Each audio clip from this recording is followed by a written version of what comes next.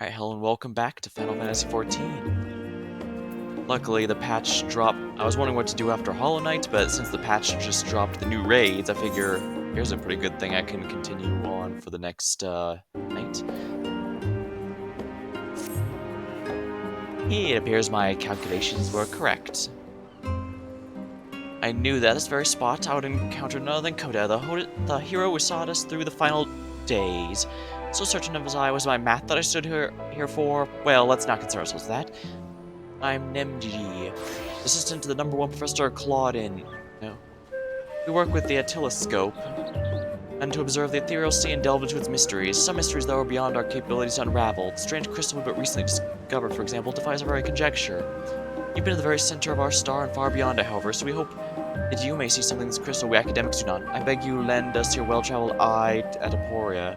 The professor will be awaiting your arrival.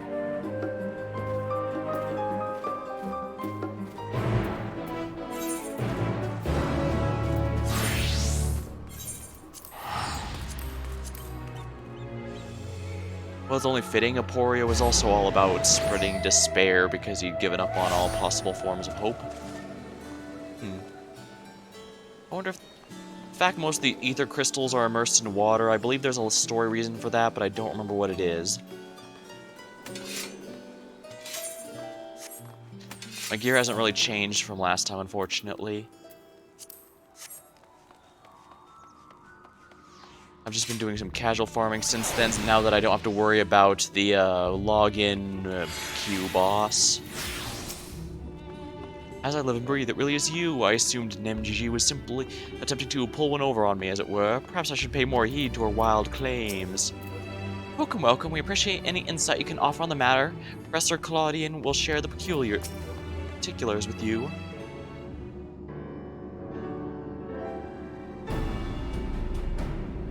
Greetings, Coda, and welcome to my humble laboratory. I'm sure Nemji has already told you about us, but allow me to reintroduce myself. I am Claudian, leader of this little research collective. I must admit, I've been nervous about this meeting ever since Nemji set out to find you. For a researcher in my field, it is no greater honor to meet the first man in history to traverse the ethereal sea and return to tell the tale. The professor speaks often and at length of your deeds, but he has no small number of achievements to his own name. He has peered deeper than any other Charlian, and the breadth of his knowledge is peerless. Peerless perhaps, but for a single man, we must seize this precious opportunity to learn what we can from him, perhaps crack this conundrum that stumped the three of us for many moons. It was we who peered into the fathomless sea from the Anti-Tower in Dravonian Hitherlands. There we spoke with Heidelin and learned of the fate that would befall the star, the final days. Soon thereafter, all research was moved to Labyrinthos, and though the telescope did we continue our vigil. As impressive a work as the device is, however, it can glimpse but a fraction of the sea's infinite depths. Which brings us to the matter at hand. Not long after the Exodus was declared, we recovered an unusual crystal shard during the routine observation. It appeared before us suddenly, as if propelled to the surface by some unknown force. We found that it possessed an ethereal density that exceeds that of normal crystals by order of magnitudes, and its shape resembles nothing of what occurs in the natural world. So in other words, we believe it was made, not formed. Unfortunately, that's the extent of the information we could glean before we were forced to turn our focus towards the Exodus. The crystal was nearly forgotten amidst the sudden upheaval. But thanks to the efforts of a certain someone, that crisis is now behind us, and we're free to resume our research. Thus do we seek you out, the dauntless adventurer who delved into the unknown and beheld its innermost secrets. And now we have to see for yourself. Alright, let me take a look at this so-called crystal thingy.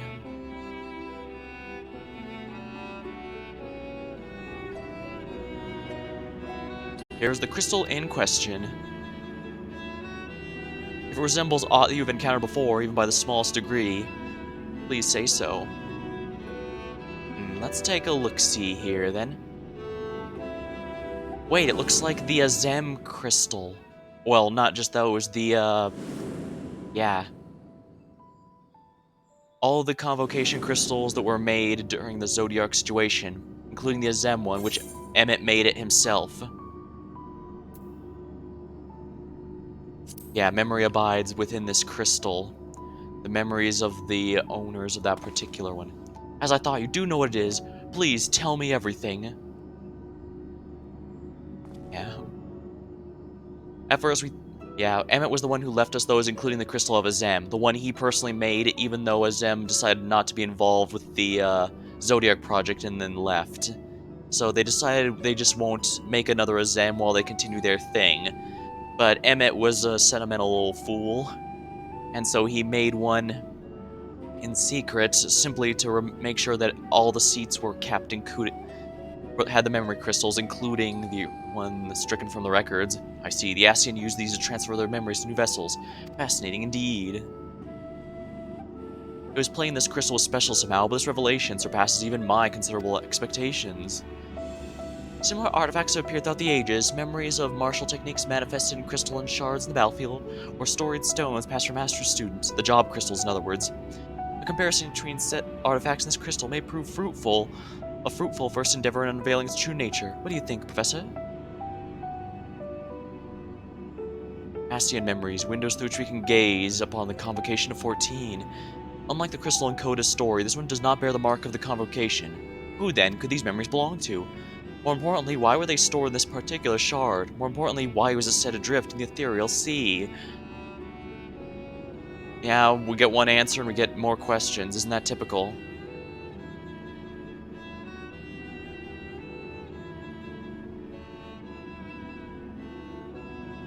Professor Claudian. Yes.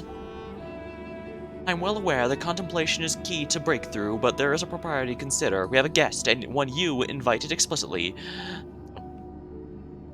So we remind you. What? Yes, of course, our guest. Terribly sorry. I do find myself, unmoored by the tides of rumination. It's fine. I know how you can feel scholarly at times.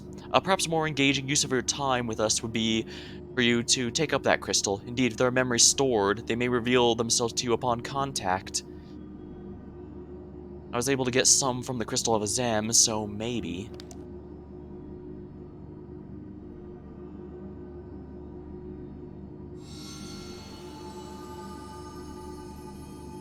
If anyone, message, come, pandemonium, please, face, grave threat, star in danger.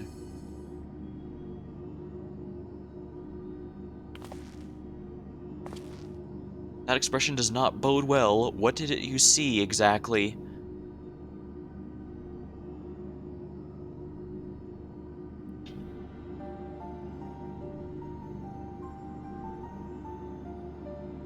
Pandemonium. 'Tis not a word I've heard before. If my knowledge of the ancient tongue serves me, it means all demons.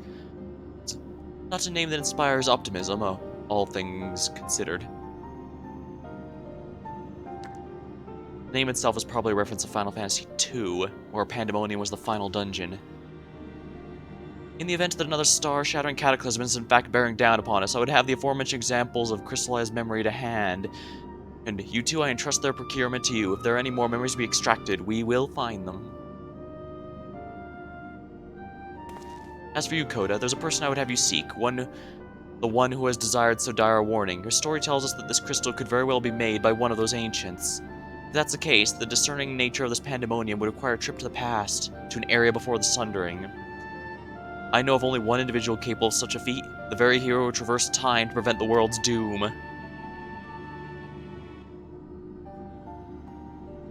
I must confess, the tales of your adventures beggar belief, and their veracity has been subject to much debate among my peers. After today's meeting, however, there's no doubt in my mind that every incredible exploit has to be fact. So I ask you now, please, if you can return to the past, find out where Pandemonium is, and if we need to be concerned by this message. Thank you. For the time being, you should keep the crystal in your possession. I do not think you've seen the last of its memories, and there may be more drawn out as you approach the source. Safe travels, and may we meet again soon with our findings.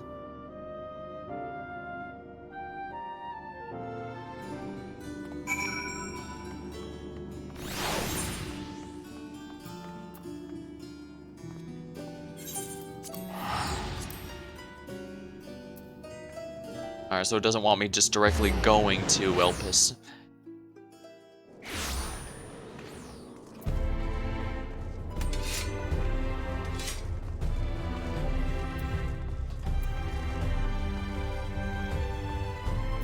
Mordred altar. That does not look like a Mordred. I'm also pretty sure she wouldn't be a sage, but oh well. Well, all depends. If it's Mordred Proto, then... Well, nah, I don't think he'd be one either.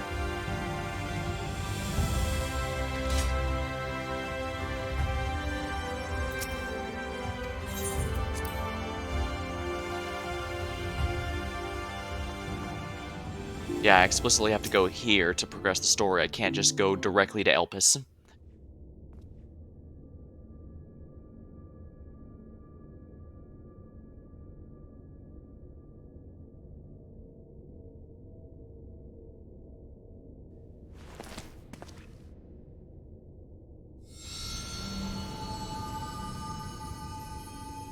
If receives this message.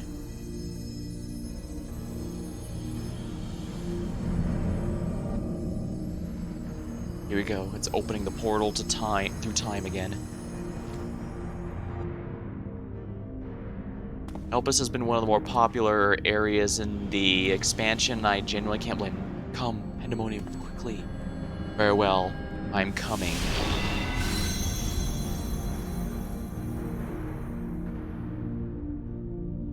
Even now, I remember quite a few things that happened within Elpis. In fact, Ow. Ow. Ow. I must have fallen on my head or something. I don't know what that was, but it definitely felt painful.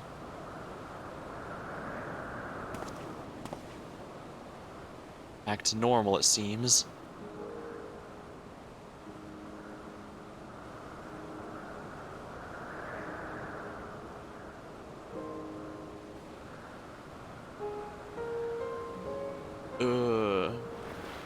Oh, I bumped into someone when I came in, apparently.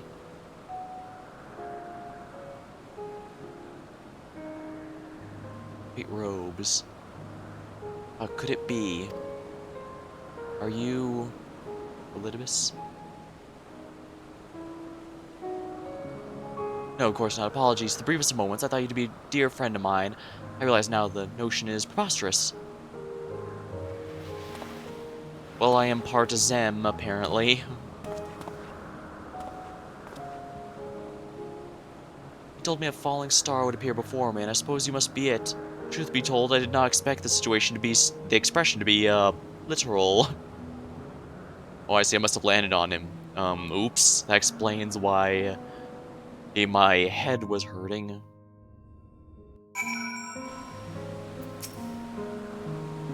Don't want to waste time. Bro, we're here for a job.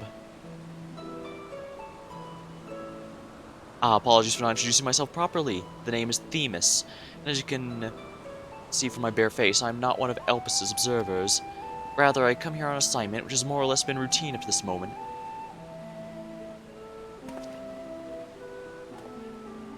You certainly do know how to make an entrance. I must wonder what brought you here, for it's plain you do not belong here, or any place I know, for that matter.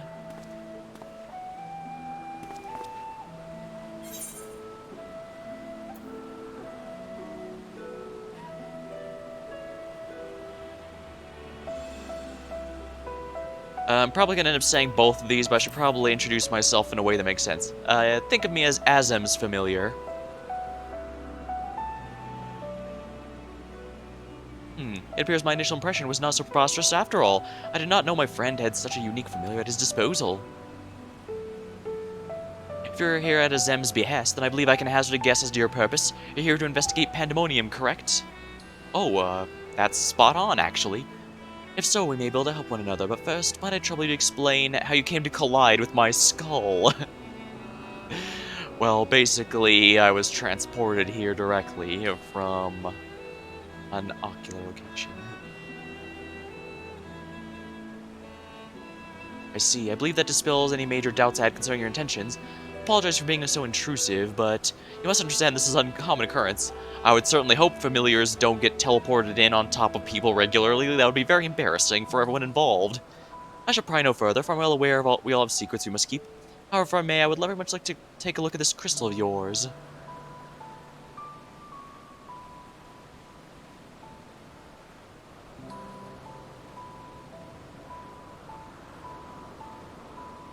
I can understand the hesitation, but we came here for a reason. And it's not a convocation of 13 member. So, strictly speaking, it should be confidential. Fascinating. While I cannot say what it contains, it's clear that there are memories stirring within. Memories that speak something gravely being amiss in Pandemonium.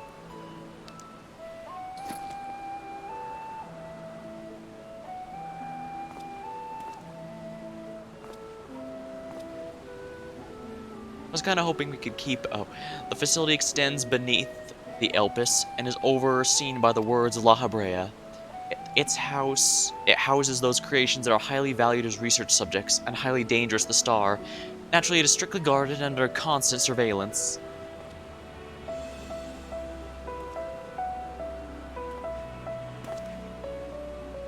Several days ago, however, an unnatural shift in the flow of its surrounding ether was detected. Soon after, all communications with Pandemonium ceased.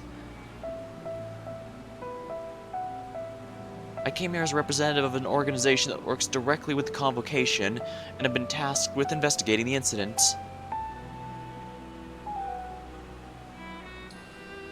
Now there's some measure of transparency between us. Might I offer suggestions as to what to do next? That would be appreciated. That's for sure.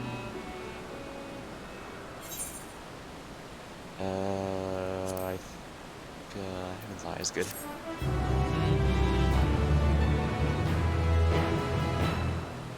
During your course, you may discover valuable artifacts. Those can be exchanged for equipment.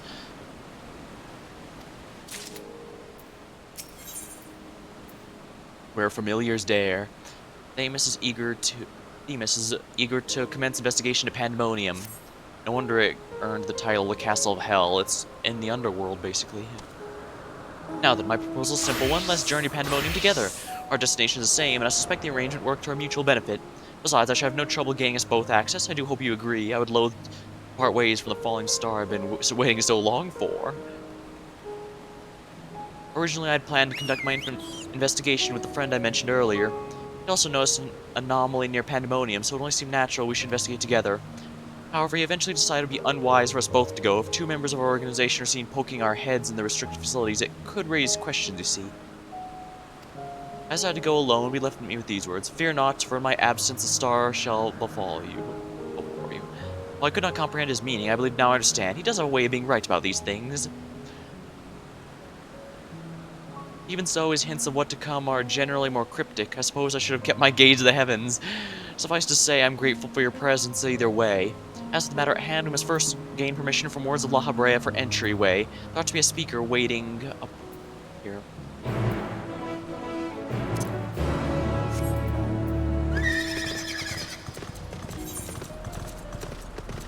I was redoing my hotkeys earlier for some various jobs, so I guess I've still got a few things to do here and there.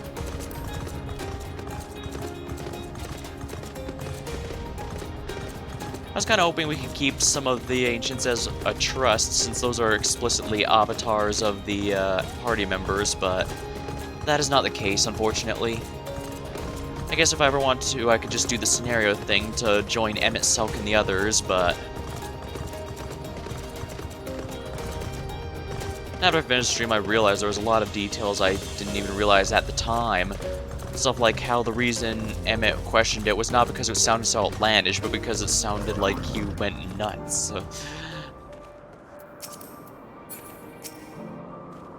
I sent in a request for permission before setting forth. With any luck, we should not be waiting long.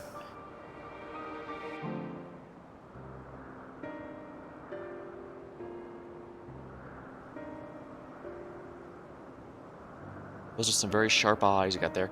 What a fascinating etheric signature. In accordance to the convocation's request, the two of you have been granted leave to observe Pandemonium. I shall register your ether for the records. From this point on, you may freely come and go from Pandemonium as you please. Now that was a painless process. I take this as a sign we're meant to conduct our investigations together.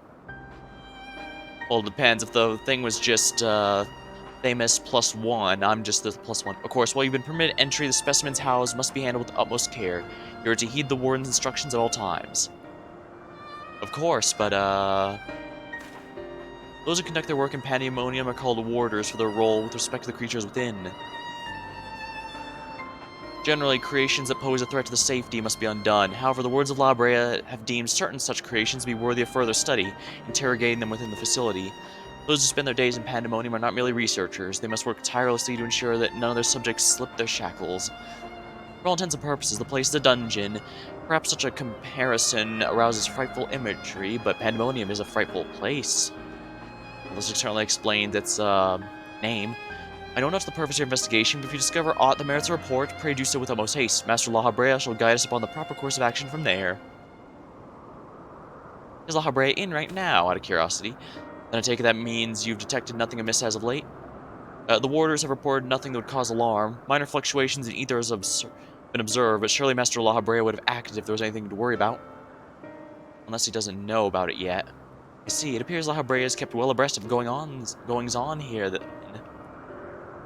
I quite hope I'm not overstepping my boundaries by asking, but you seem to be quite familiar with Master La Habrea. Do you know him? We've met in the past, yes. Technically your future, but we'll not discuss it.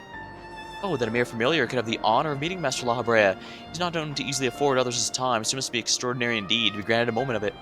Regardless why I doubt I need to tell you this, he's of the convocation. Take care of your actions, do not hinder his work. And with that, we are free to make our way to Pandemonium. Alright. The nearest that will take us there is on the eastern bank of the Lethe. Yeah, everything in here has ancient Greek names, and that is absolutely no coincidence.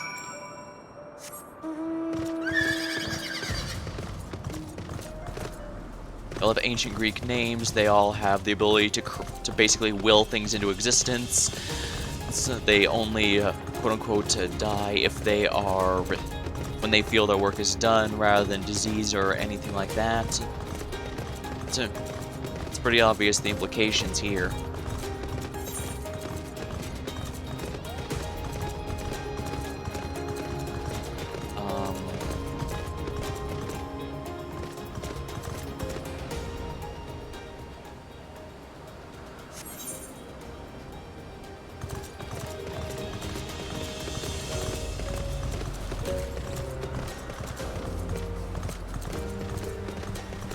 I am not entirely sure where I am supposed to go for there.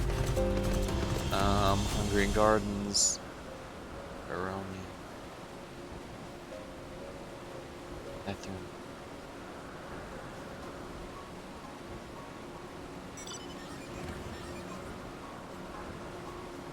Let's see here.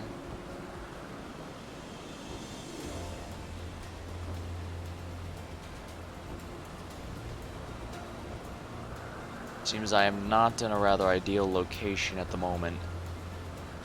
I am not 100% on how to go anywhere here, and I have not unlocked flying in this area yet. I need to stop being lazy. I'm not too bothered by needing to do the... I know not everyone likes the ether currents, the air currents you have to collect in order to unlock flying in an area, but I'm not too bothered by it. It's really only gated by how lazy I am, after all. In the general sense, once you complete the main story for the area, you can easily unlock it just by going around doing whatever quests are marked as giving them a reward. None of the ether current quests are hidden. That is, you don't have to do several, like 3 quests in order to unlock the quest that actually has it. It's always in the first one, so it's very convenient.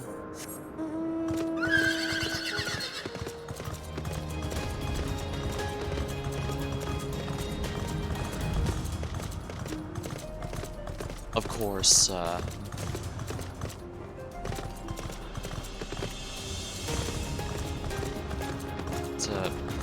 see here. Yeah, this is perfect.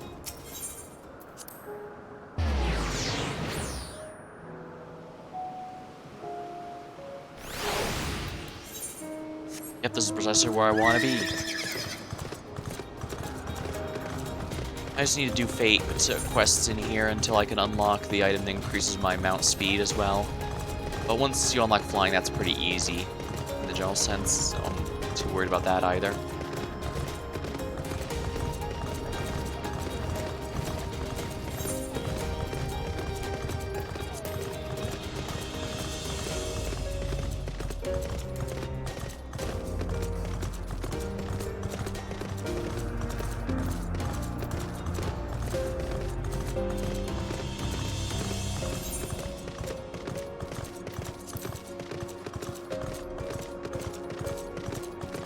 thinking about, their only question they haven't quite unlocked yet is that strange sound from down below they mentioned regarding, right before the final day strikes an area.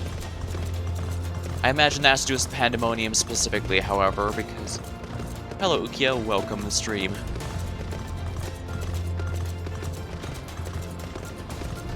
With the holidays coming up, I wasn't sure how much I'm going to be streaming for the next week, but I absolutely want to get what I can. So I'm pretty happy to, So I'm pretty happy that I was able to get in tonight.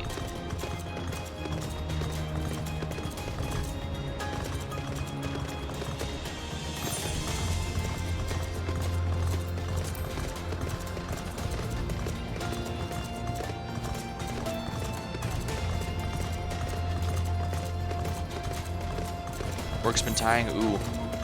I know what you mean, but... So glad to hear you're hanging in there.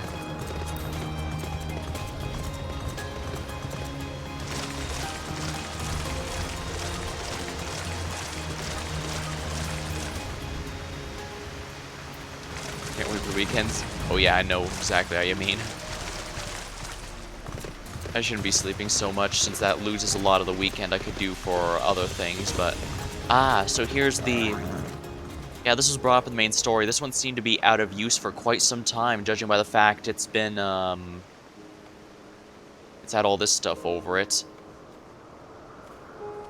And the fact that, I believe Vana pointed that out means that even the Ancients aren't entirely sure what it was for a while, I think. I had to contain my surprise for the sake of appearances, but it's true... Oh no, that's right, it was, Medion that mentioned that, not the Ancients. Yeah, Vana or Emmett might know where it went to, but Medion herself wouldn't.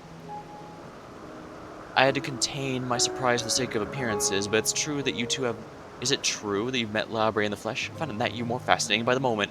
Still, I should refrain from asking too many questions. Secrets will make our journey all the more intriguing. We shall come to know each other in time, I wager. Why else would fate have orchestrated our meeting? In any case, let us be off. Truth be told, this is my first time beholding the fabled Pandemonium with my own eyes, so here's to a new adventure, eh? Alright. Finally, we get to start this machine back up again. Since this is normal mode, I don't expect it to be too rough, but there'll probably be a few things that will cause me or the others to be... Oh, wow. Yeah, this is definitely the Castle of Hell.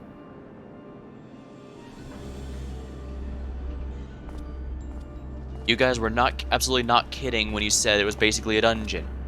It's as much as I feared. The speaker seemed in such high spirits for the moment, I thought the ethereal irregularity not nearly so grave a portent as I'd imagined. Alas, it was a fleeting and vain hope. Could you not be Urian J for a moment, please? Alright, to gaze upon this complex network of chains and wards, the untrained eye might not sense something awry. No effort's been spared in making this place impenetrable. Now that I understood at the very least.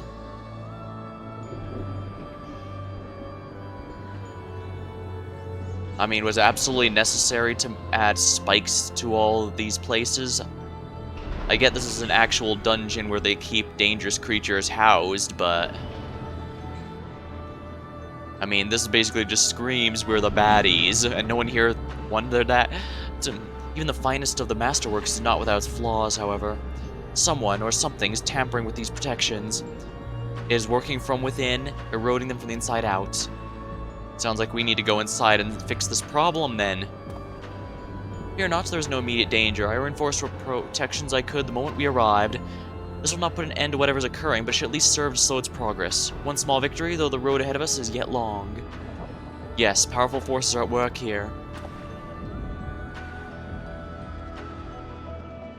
The silence in the air speaks volumes. While I did not exactly expect a bustling facility, I see not a single warder. Our first course of action shall be to seek one out wherever they may be. I severely hope there's any still alive, because this is giving me the vibe that we're not going to be meeting too many friendly faces once we go inside. However, there's something you must know. The magic I wove upon entering requires my constant awareness. That is to say, if we are forced to fight, I cannot risk joining you in battle. Should I lose focus, Pandemonium's protections will rapidly crumble before the force that's trying to assimilate them. Wait, assimilating? So it's absorbing it? there another way, I'd gladly choose it, but at least be grateful that neither. But let us at least be grateful that neither of us is here alone, trapped in a hopeless circumstance. Should we fail to find a peaceable solution, I can only hope I can rely on your strength to see us through. And don't worry, Zem made me pretty solid. Of course, you have my promise. If nothing else, punching things really hard is one thing I'm very good at. I thank you for offering your help so willingly. If weapons are drawn, I hope to be able to lend at least a touch of magical support. The creation magics do have their uses in that regard. I hadn't in mind to use your ether as a basic for illusory allies that'll fight at your side. Perhaps 7 shall do. Not exactly an army, but by the looks of you, a formidable band nonetheless. Oh, cool. So that's going to be explaining how we have a party with us, even though theoretically we can't use the Crystal of Azem here since it hasn't, since the world at this point hasn't been sundered, so there's no heroes from other worlds to call to our aid, and nor can we say, oh, you can get about 3 to 7 other adventurers to help you like they did before, because, well, this is the world unsundered, they don't really have adventuring aside from Azem and Venat. Alright, I wonder what awaits us in Pandemonium's Pitiless. There's some halls.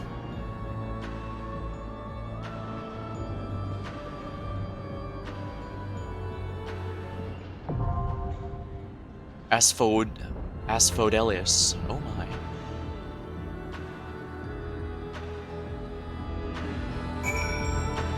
The first circle. Gonna lie down for it? For a bit? Alright, rest well, Ukyo. Time to go with the first raid, and I imagine this is going to be quite quick. Trials? No, raids. Here we are. All requirements not met. Oh dear, I'm just a bit short here. Well, that's not a problem. I should be able to just buy some accessories, and that should bring me over. Because my armor is perfectly fine. These fights are designed for me to, yeah, as you can see, these are... Oh no, actually. These are not sufficient.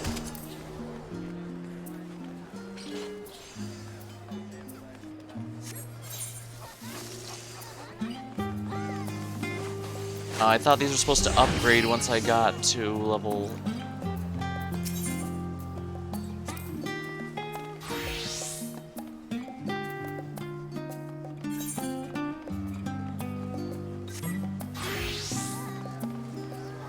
Alright, we'll check the market board. First things first.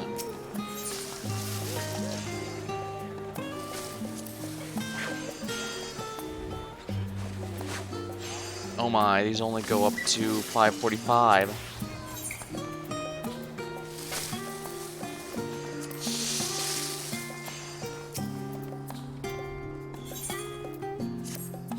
Kodo, thank goodness you're here. It's terrible, awful, an emergency of cataclysmic proportions. What is it? I don't know, actually. They didn't say, but it doesn't sound dreadful.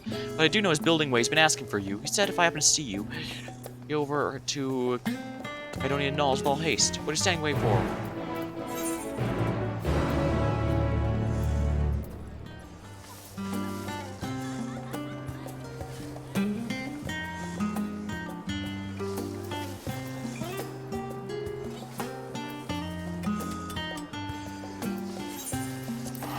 Oh, guess I best teleport over the moon real quick.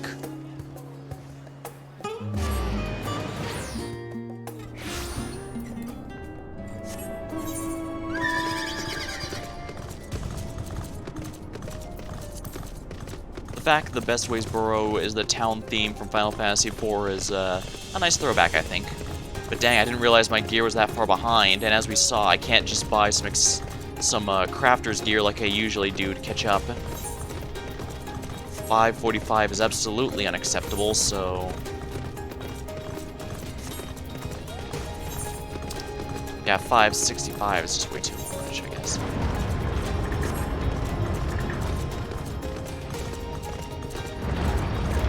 Argos is just there to travel across the moon, I suppose.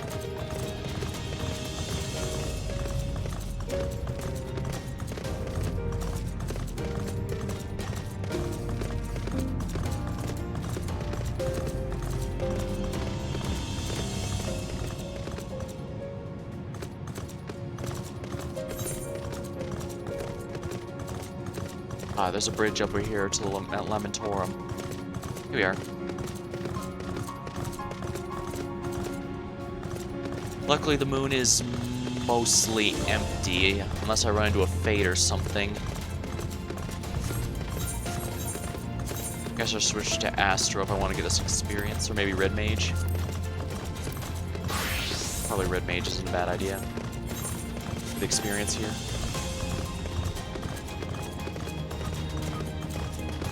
Yeah, there we are.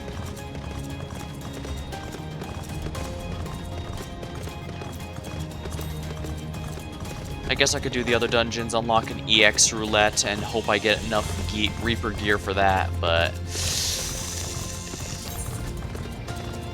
yeah, 4 and that's not going to be enough. Well, I guess I could exchange these. Currency's no longer valid. For a limited time, NPCs will exchange it for a more valid currency. I'm going to have to do that because I absolutely need to fix my gear.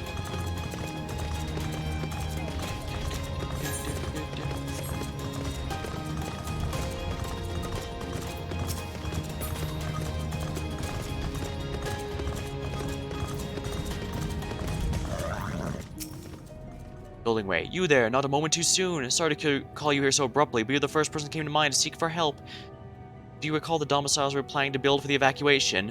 I don't mean to brag, but they were immaculate, positively perfect, except of course the ever so small oversight of being 3 times larger than necessary. At least that's what I believed before speaking with Urianje. I learned a lot from him that we should and shouldn't make of domiciles, and so I began making changes. Small first, but they soon became bigger and more drastic. By the end, I'd swear I was drawing up wholly new plans by the minute. What? I was too ambitious. The myriad plans I dreamed up were overwhelmed by our automatic construction machine, the Big Cheese. Even as we speak, it's burrowing underground with reckless abandon. If we don't stop it, the domiciles will be the least of our problems. The entire moon will likely end up looking like a bunch of hole-filled cheese. Delectable, or perhaps, but utterly unfit for habitation. We tried going after ourselves, but the survey team never made it past the security systems, or at least I don't think so. They've yet to return or are not answering communications. I'd rather not resort to brute force, but I can think of no other way. Another person to see it done. Will you go down there? Of course. Thank you. Head down to Smileton. I'll see that you're let in. Smileton, now accessible.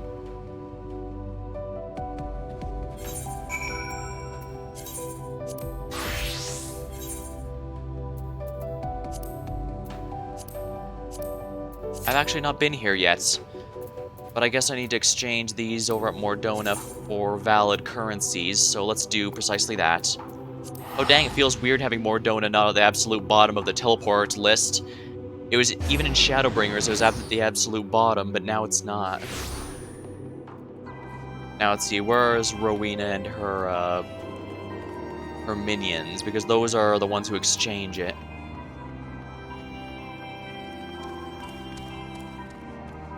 I imagine it's going to take a while to get into this dungeon, unfortunately. And I can't do it with trusts because it's not a story dungeon. Idle gear, Bozja, totem gear. No. Alien, I think, can exchange it. Oh. Oriana? Revelation. Seems every other day we stop dealing with this or that type of tombstone. Inevitably, comes a point where Rena says it's not worth the hassle. Poetics? I thought I'd get the real one out of there, but I guess I was too, light party. Well, this was a lot faster than I was expecting.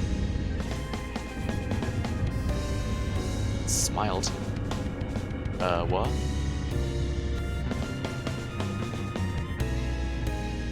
The Sea of Stars, Smileton. Dang, this is some good music. It's based off some existing music, I believe, but I won't deny I quite enjoy it, that's for sure. And I can't be surprised I'm here with another Reaper. Oops, all Reapers. Well, this is what happens when you make a genuinely fun DPS job.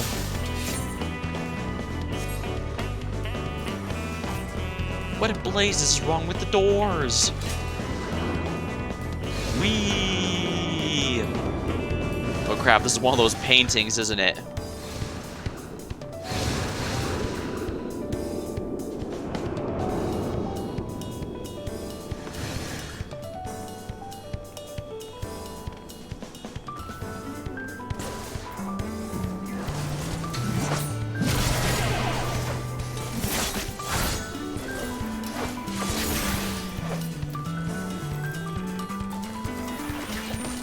Oh, I forgot to use my special again. Whoops.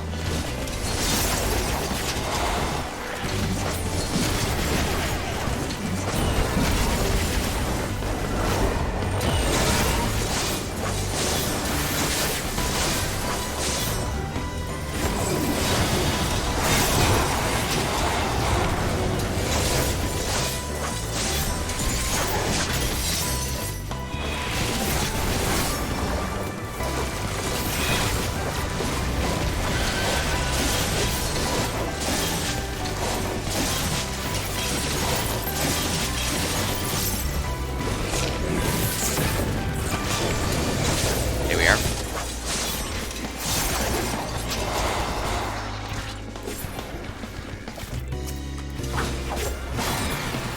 Here we are. I'm free, I think, I hope.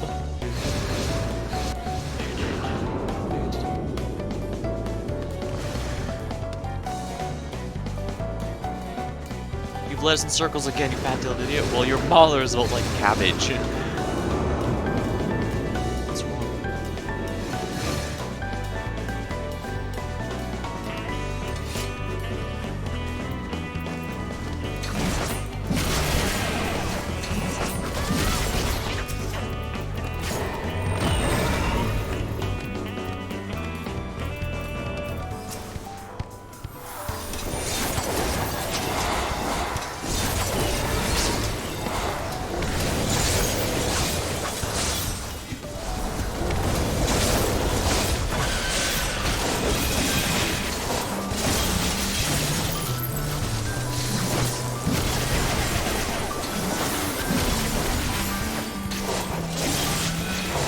So really, you can tell a white mage really knows what they're doing when they know to hold the enemies to mitigate damage.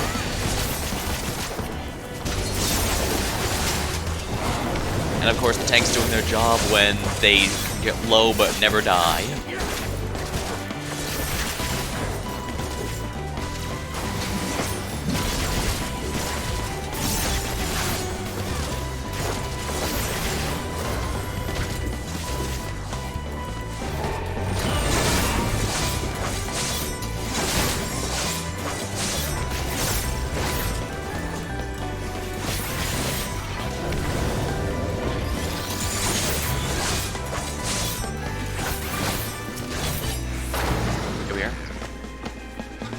That face, that horrible face.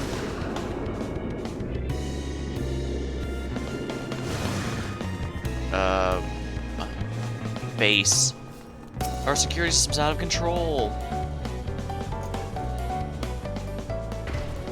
Welcome to Malta Intruders. Please enjoy your stay. It will be very brief.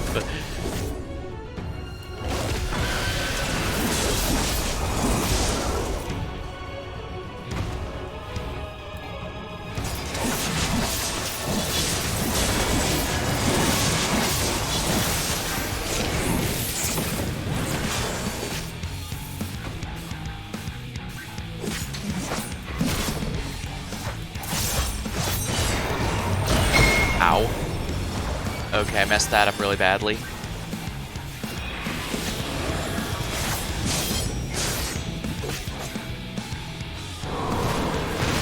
Off my lawn.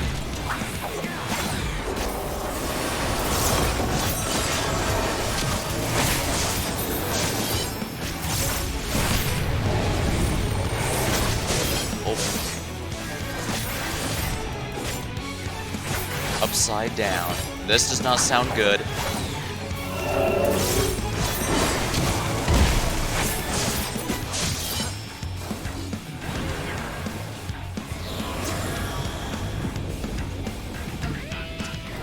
How do you do, fellow casters? Oh, ow. I got that completely wrong. Here, I thought I was clever.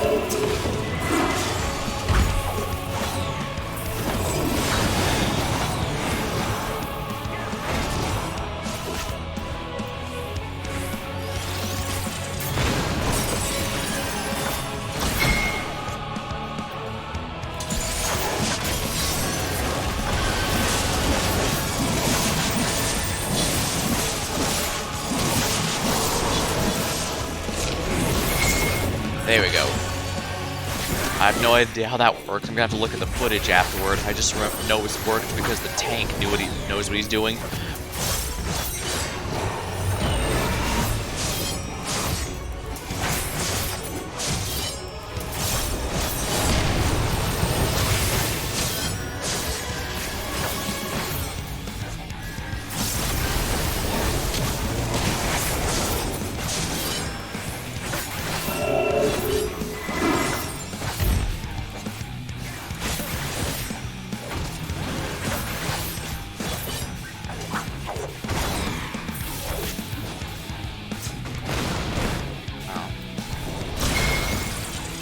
Frowny face. Hurts from frowning. Will take increased damage by frowny face again. Okay. Mixed feelings. Oh, come on. I thought I got hit by Smiley that time. Face hurts from smiling.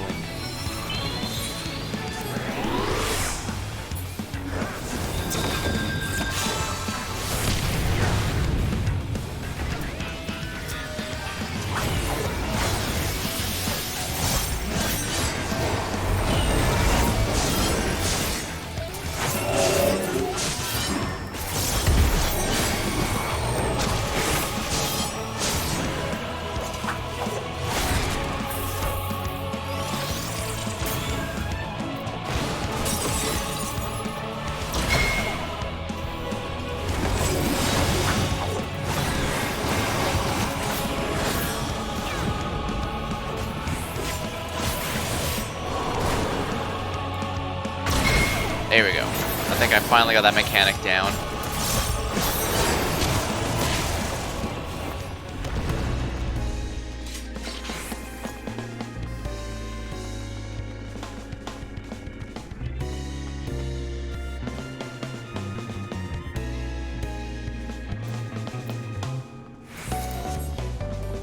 Defending. Nope, I need slaying accessories and maiming gear. Please, oh please, let this way lead out.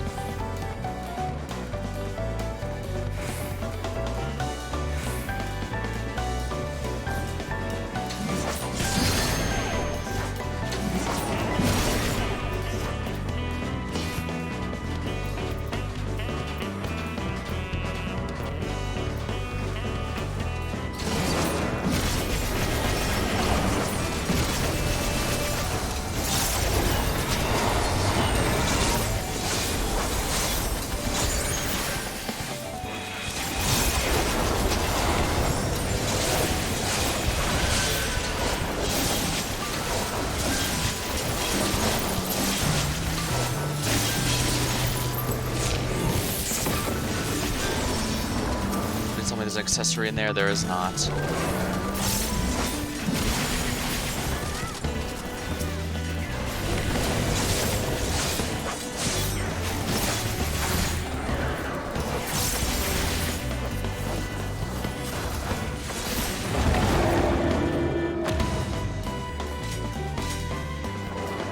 I just want to go home.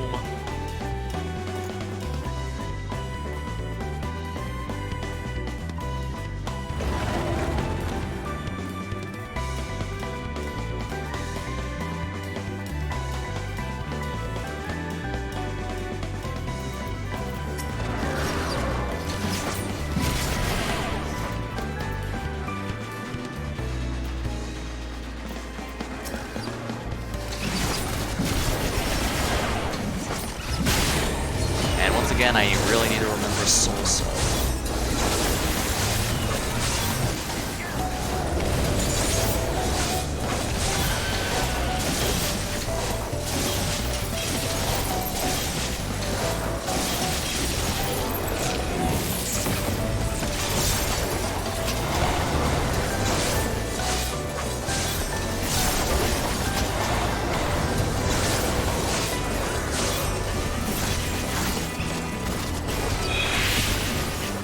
That effect.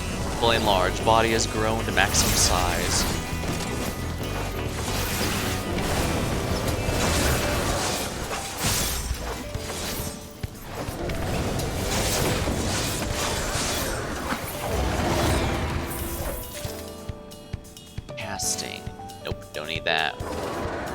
guess I can greet it for my red mage because that's gonna be hitting 90 sooner or later. Frame worker.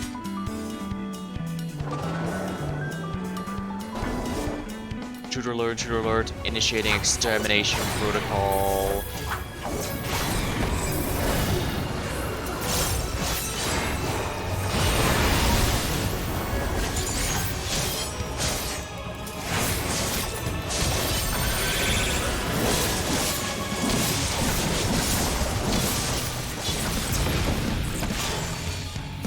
Scan complete. Prepare for replicant synthesis.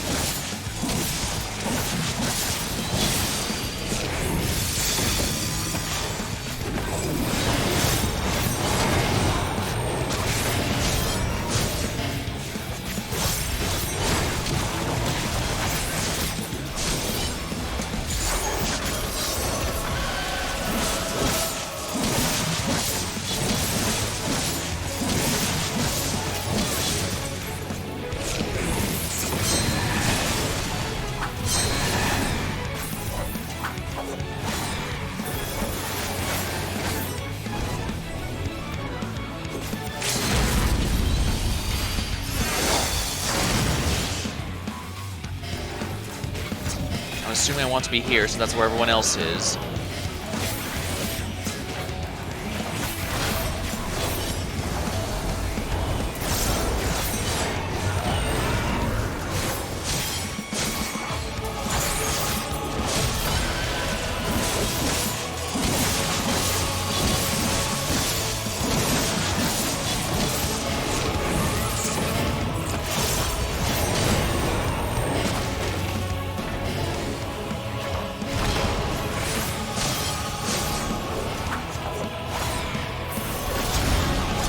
I got out of that.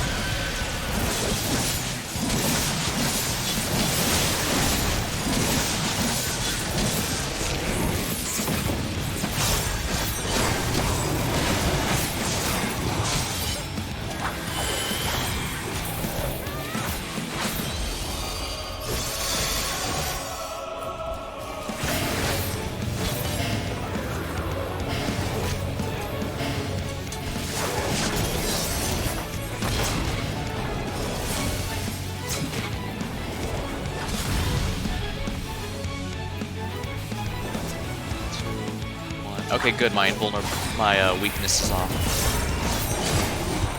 There. The welcome wheel is no longer sealed. Much as I'd like the Reaper stuff, healing. Do not need.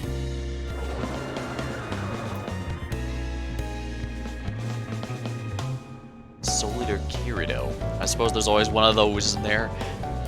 I wonder if he means Dark Knight.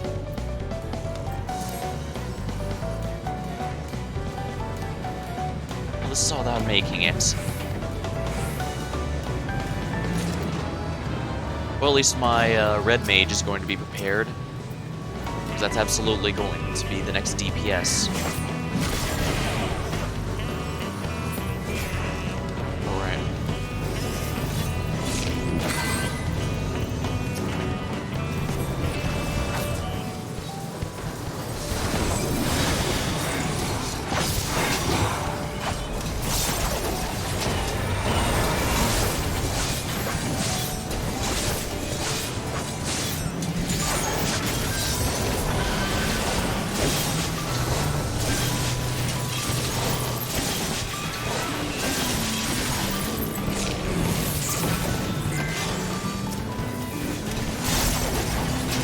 I forgot to mark the death these guys. Honestly, Soul-So is just me being neglectful. It's not awful in itself, I don't think. Or maybe I just need to get used to it.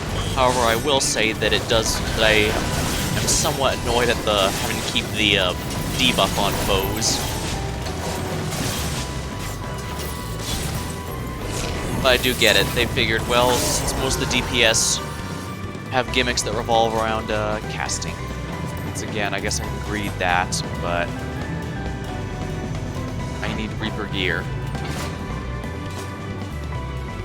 I can't believe I intended to do the raids for this stream, but I neglected to check their eye level. You'd think that'd be very basic.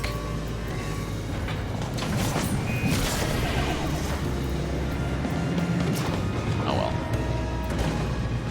But yeah, they probably figured, well, most of the DPS, their rotations typically involve keeping up a specific buff of some sort. So for Reaper, we're going to make it the opposite. So we're going to make you require keeping up a debuff.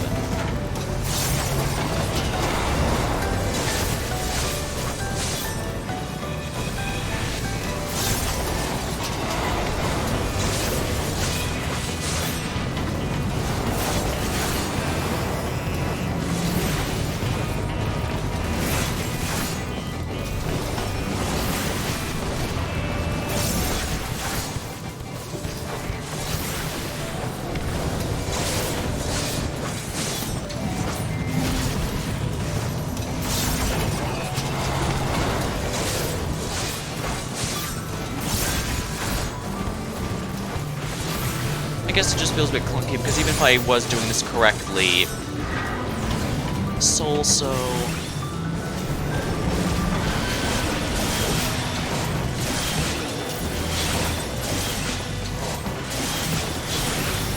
Oh, you can only really use it once per major boss fight.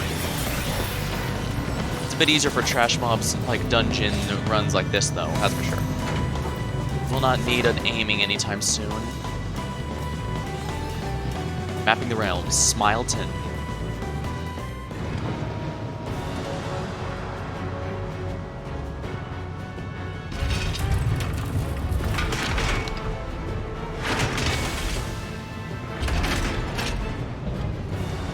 Smile Maker, the big cheese.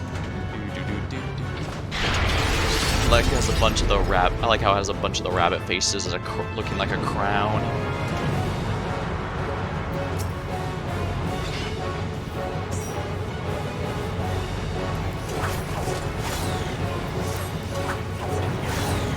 Warning, you have entered the killing zone. Please stand by. Remember, safety first.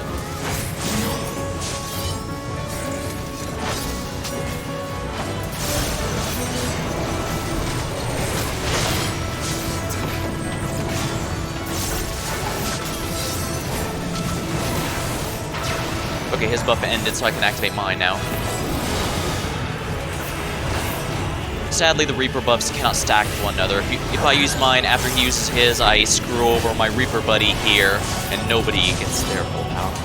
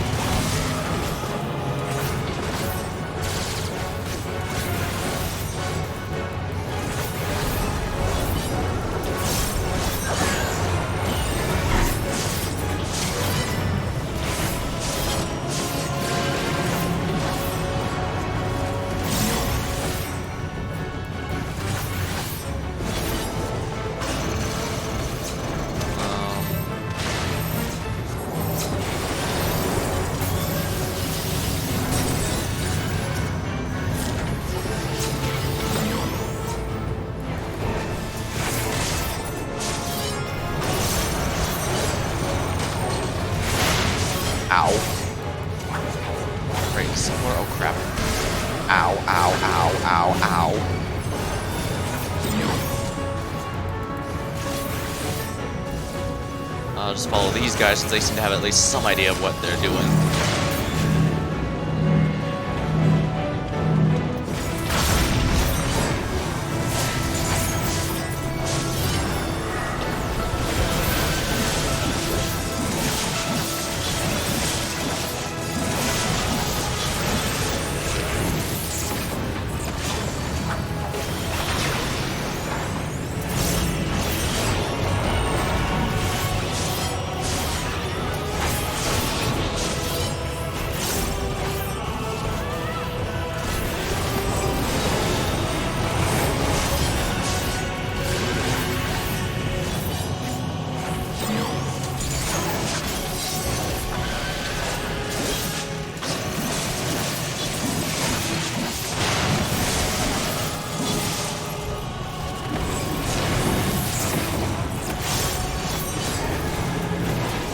Dispense explosives.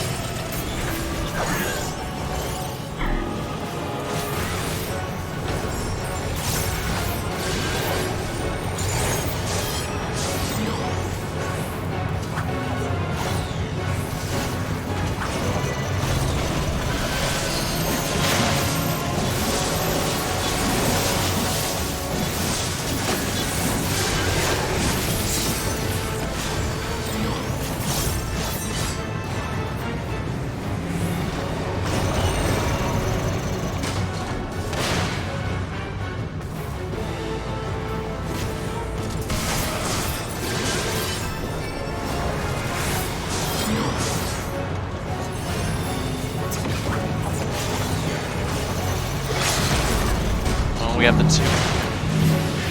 I can't move, so you guys, I'm relying on you. Ow.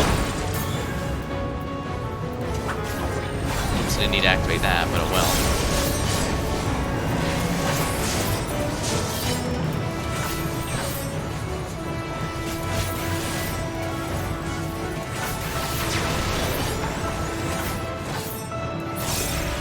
There we are.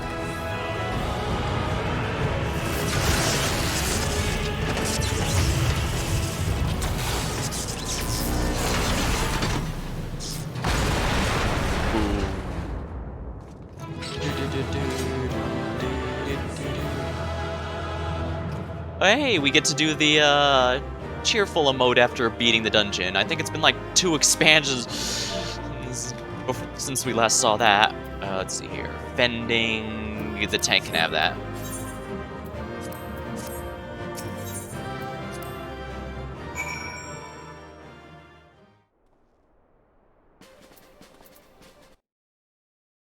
Like I kept spamming. Bella's a maniac. Well, that's the fun thing about Reaper. When you're in your super mode, your End Shroud, you have half the global cooldown you normally do, so no reason not to cut through. Though right now, Reapers are apparently top of the DPS charts, so for a while you're going to be seeing a bunch of oops-all Reapers. The balance patch for jobs hasn't come yet, so we'll probably see a bit more later. Oh, darn. Really? Why are we getting Poetics instead of the new kind? Alright, it's in the wallet.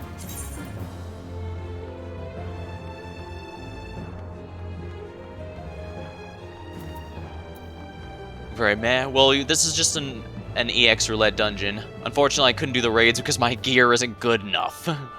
Because I'm an idiot who didn't pay attention to the item levels. And while normally I just buy some crafted materials, currently my gear is at 560. I need 565 to get in here. Let's see here. Duty finder, here we are.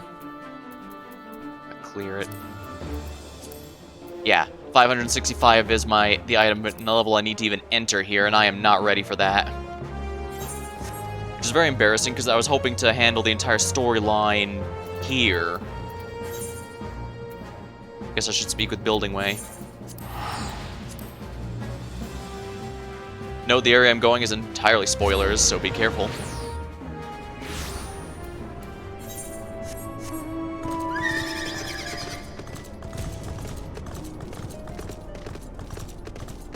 I have to turn in the quest now, and I have to do... Actually, do I have a EX Roulette unlocked yet? Expert. I need to complete one last dungeon in order to do so. Alright, I just need to figure out where that begins, and I can at least do the roulette. Worst case scenario, I can just buy the tome gear. I probably should have farmed it while I was out, but while I wasn't streaming. But I wanted to focus Hollow Knight, then I had to help family move, and I felt, I've already gotten the important stuff down.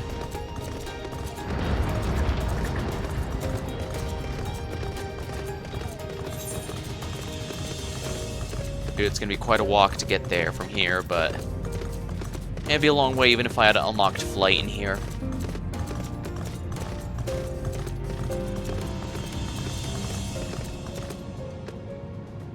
Alright, I have to go across here. I have to go across here and then across here, because I guess just being able to go straight there would be too easy. Well, it'll be easy. Well, it will be too easy once I unlock flight. I've just been an extremely lazy person.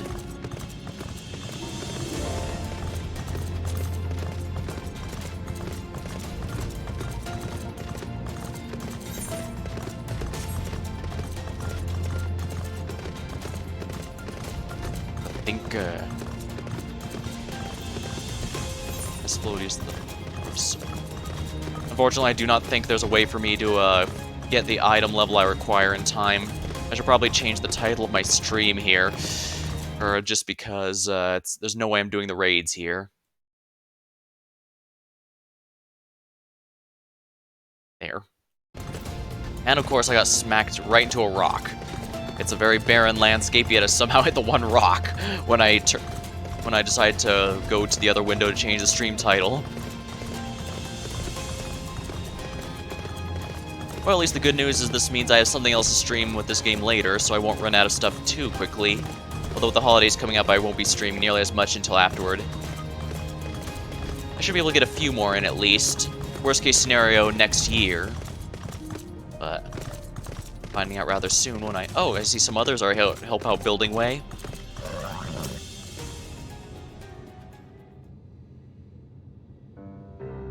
You're back. What happened to the big cheese? I'm afraid we had to smack it down. It's gone. I suppose that's a mite better than the alternative. And you say the survey team is safe? Oh, thank heavens. Smileton was meant to be a paradise, and Big Cheese its architect. It was designed to learn what it means to make people happy. To learn what it is that makes people happy, and then manifest whatever we could dream up, no matter how seemingly impossible. But I've been unduly fickle, and every new plan contradicting my last. I fear my indecisiveness overloaded Big Cheese, and it lost sight of what true happiness is. All I want to do is make the people of Ethereus happy and look upon their smiling faces. Still can, just take your time. Think things through and all be well. After all, we don't need the moon planet anymore, but hey, we could have some player housing in here, and that'd be nice. You're right, next time I'll make absolutely sure my plans for putting them in practice. No more radical change at the last moment. Now the final days have been averted, there's no longer a need to rush. I'll be sure to bear that in mind so nothing like this ever happens again. Perhaps I'll start with some simple, like furniture. Oh, I can design a new automated system to build them. I shall call it the, Bigger Cheese. Well, no point in overcomplicating the name.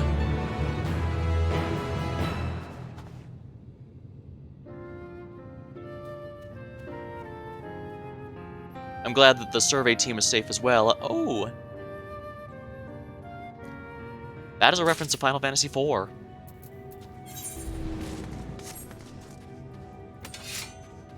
That face on the moon. Let's go back to Old Charlian then. I believe there's a new area. There's also another EX dungeon here I can unlock. So we shall do that.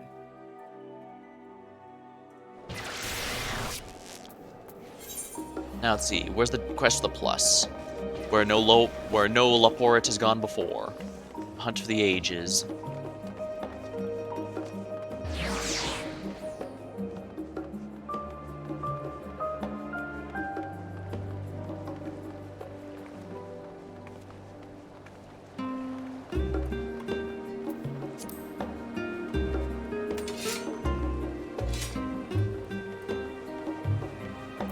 Jamming Way. Jamming Way is in need of your brains and brawn. Mostly the brawn. Coda, you're Coda, yes? Oh, thank you ever so much for coming. In truth, I've been searching all over for you. You see, there's most pressing matter, which I need your wisdom and experience. Expertise. Oh, dang, it's snowing right now. In the game, I mean.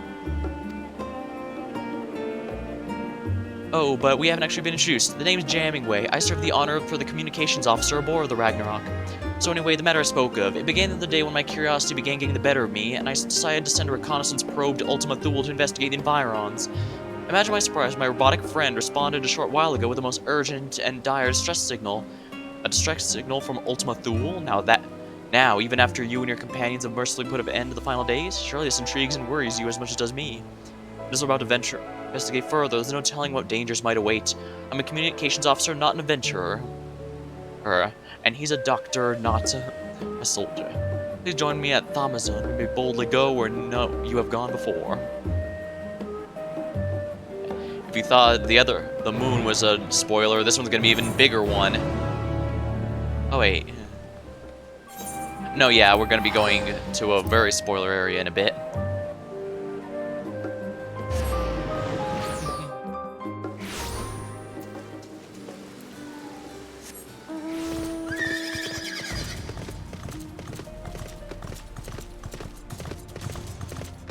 I can't blame so many for wanting to play Reaper. After all, well, in the super mode, your cooldowns are all reduced significantly, and everything just does higher damage in general.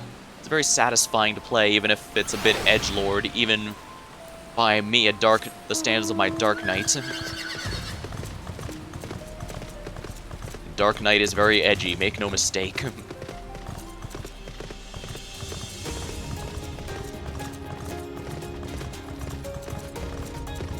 Interestingly, speaking of the new jobs they add in the expansion, I looked it up and surprisingly, Sage is actually not in very many Final Fantasy games, even if we're generous and count ones where you control specific people, where you don't get job changes, like Final Fantasy IV, where Sage Tella was available.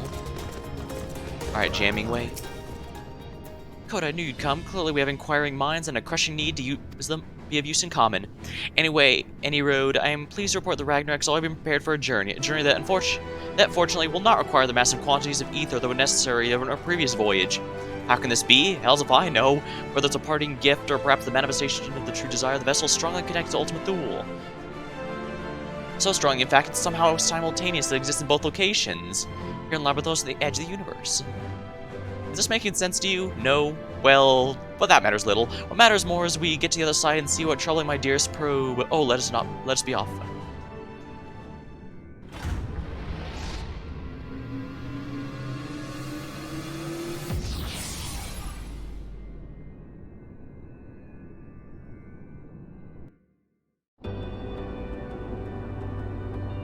Oh, this music's gonna make me tear up every time, I swear. I mean, probably heard it when I was streaming the story, because I thought it sounded like Graha singing. I don't think it actually is his voice actor, but dang if it didn't feel appropriate. See, the Ragnarok exists here as it surely did, as it does back in Labyrinthos. With the vessel form a conduit, we can also easily teleport between the two. Convenient, wouldn't you say? Precisely because the locations are so connected. However, I fear whatever's set off my probe's distress signal has the potential to threaten Labyrinthos, so I would investigate without delay. Okay, let's see now. The distress is coming from base Omicron. Let's hope my automation friend can lighten us further as to the problem.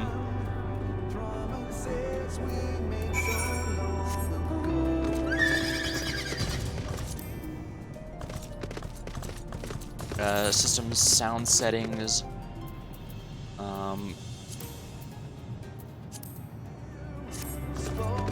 Yeah, I like this music too much. I'm sorry for anyone who likes the mounted music.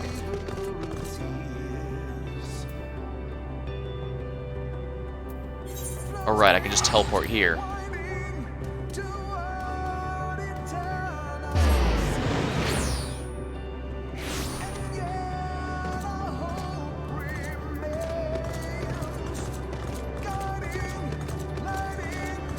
Endwalker really does some pretty heavy stuff, and this area just reminds me that every time I come back. Well, I imagine it's no coincidence the characters at several points look straight at the camera and tell you, remember there are people who care about you who matter. I highly doubt that's just to be an in-character thing. Reading database, organic life form, identified as blue, Coda. Initiating greeting protocol, hail, Coda. Ah, Coda, this is my precious reconnaissance automation. And yet, it would appear this good-for-nothing bucket of bolts has gotten its oily paws all over it. So Pray stand still a moment while I give it a good talking to. You miserable sack of sockets, what in heaven's name do you think you're doing with my oh-so-valuable automation? We're completing logic circuits, categorically denies the accusations of this pseudo-organism. An advanced life form such as N7000 has no need for such outdated technology. On the contrary, this unit took pity on the makish machine and primitive society which created it, and designed to issue a warning. Primitive, outdated, I'll show you primitive, outdated, you... Wait, what's this warning you speak of? Initiating simplification to explain the precise terms that your crude and mind might comprehend. Sometime after the organic life form known as Coda came here in contact, the Omicrons noticed an irregularity. Specifically, a powerful burst of energy from the remnants of a lost world. No doubt a reaction to Kota and his companions defeating the Endsinger. Fortunately, the energy wave itself has no appreciable damage.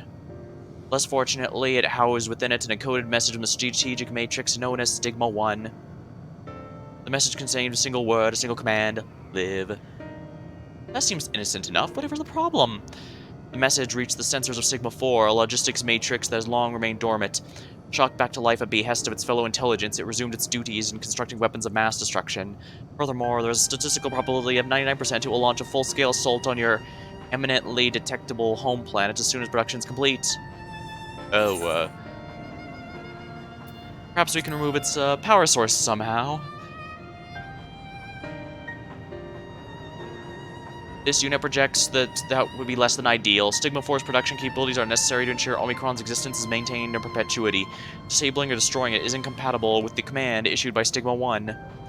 There's no way we can simply change its mind if it's convinced that war is still survival. Could we not persuade it an unprovoked offensive might threaten its existence? The grubby organic life form's proposition has merit. As a military information and operations specialist, this unit does possess the capability to rewrite the memory banks of other artificial intelligences. If this unit were to hack Sigma 4's neutral core and implant it with the memory that such an offense could not lead to victory, but to failure near eradication, it must logically conclude a preemptive attack is ill-advised. To accomplish this unit will access Sigma 4 and use Dimensional Manipulator to generate a virtual environment simulating its memories of war. You must traverse the environment and nullify Sigma 4's expectations of victory. That sounds simple enough. That sounds simple and not at all likely to get us killed. What do you say, Coda? Sure, just leave the fighting to us. Surely it can't be harder than Omega. Commencing Strategic Operations Protocol. All participants in the mission, please accompany this unit to the access point at once.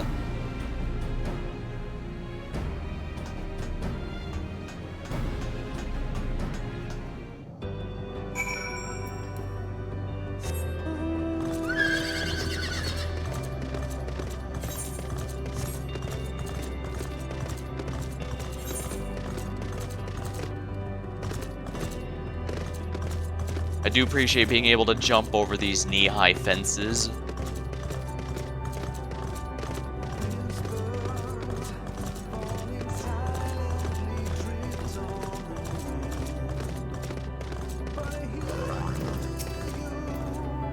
I can't say I completely understand what's going on here, but at least it's progress, yes? From this access point, it will be possible for this unit to establish communications with Sigma 4's neural network. You may be interested to know this is the first time this unit has been able to perform its intended function since the day it was commissioned. This unit is honored and will do its utmost to maximize its probability of success. Are you saying you've never actually done this before? You really had me going with your advanced intelligence talk. At least my probe at work experience. The flea-ridden life form's evaluation is inaccurate. This unit is equipped with dynamic functionality. It has simply not encountered technology formidable enough to require its full capabilities before. More significantly, this unit has succeeded in establishing an interface with Sigma 4. All that remains for you to enter the simulation and use whatever puny weapons are at your disposal to destroy the core that lies within. That should see the Matrix sufficiently traumatized. This unit will remain in its physical space to ensure communication interface remains stable as you carry out the operation. And do take care, though the environment is virtual, any pain you suffer will be quite real.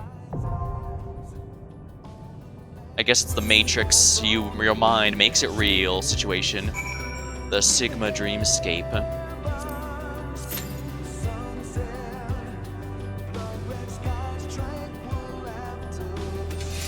Should be moderately quickly since most people do EX roulettes at least once a day, so It's the daily quest after all.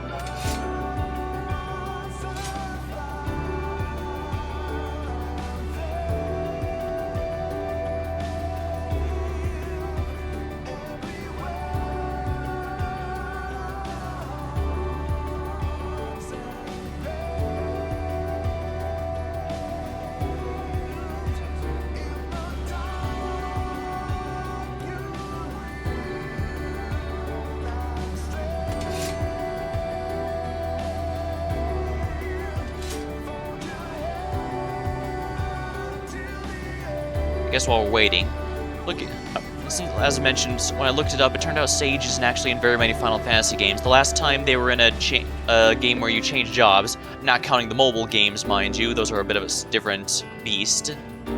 They last appeared in Final Fantasy Tactics Advance and Tactics A2, and even then they were primarily offensive rather than being the mix of white and black magic they were known for in Final Fantasy 3 and 4. So that was interesting. And of course, that's an interesting contrast to the sages in this game, who are healers and therefore support and healing first and DPS second, although the nature of this game means that they are indeed good at DPS as well, because pretty much everyone is.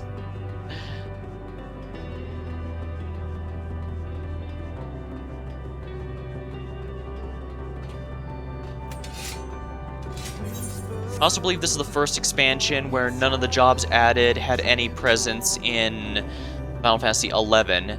Even in Shadowbringers, while the bosses and stuff all there were not in that game, Dancer was. Which is funny, because Gunbreaker is arguably the first original job that 14 here has added to the series as a whole. Kind of. Gunbreaker was loosely based off Squall, but that's about it, so it wasn't based off any existing job in terms of job-changing situations. But, well, I guess you could argue Astrologian or Astrologian. Astro was also there, because while Astro did technically first appear in Final Fantasy Tactics, it was NPC only. Your player characters could not use it. This is the first time the player characters have been freely able to select it. And of course, Reaper is brand new, so that's neat. I hope they can continue adding some more unique and interesting jobs like Reaper.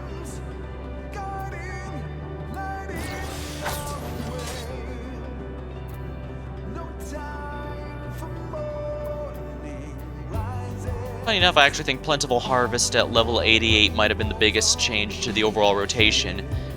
It adds an extra layer since it not only works with the party for some higher damage, but also instantly gives me an End Shroud, which is really nice. Communia is great, don't get me for a level 90 ultimate skill, don't get me wrong, but that's just a finisher for the super mode. It certainly helps make the super mode feel more complete, for sure, but Plentiful Harvest has a bit of a layer to it, you know? Since it works with Arcane Circle, which itself is a party buff.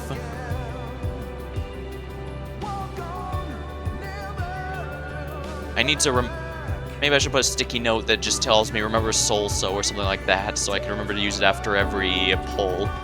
Because it is a legitimately powerful AoE. I mean, that's 600 for everything. A bit of reduced damage to everything else, but what's it comparing with? Yeah, even if you use full combo potency, Nightmare Scythe is only 180. Grim Swath is 140. Guillotine is 200. The only thing stronger is Communio, and that's a super mode finisher. Of course, that's going to be our biggest nuke. I think technically, Samurai has the strongest one-hit nuke in the entire game, though. So if you want an absolute nuker, Samurai still does that pretty well.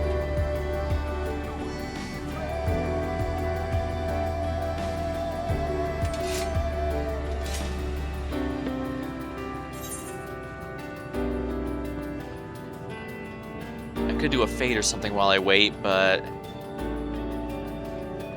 let's see what it is actually, since it's not like I'm going anywhere anytime soon.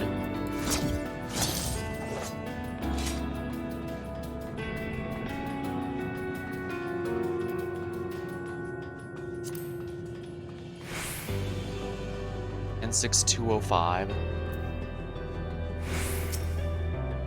Response to emergency projection detected. Gratitude protocol active. This unit's... Oh, here we are.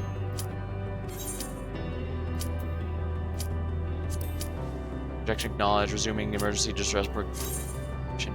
Alright. I'm not going to end up in the same... Yeah, I doubt I'm going to end up in the same instance here, so no point in following that. The Sigma Dreamscape.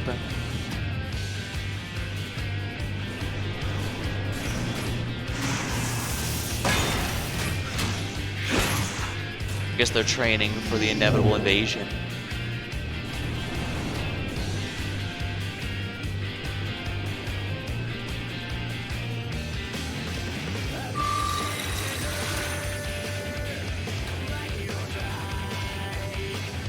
Ooh, this Omega's battle music remixed.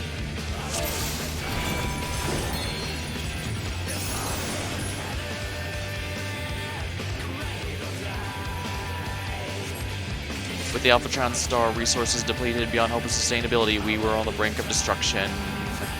Those who would claim resources of other stars clashed with those who believed the Alphatron might yet be saved.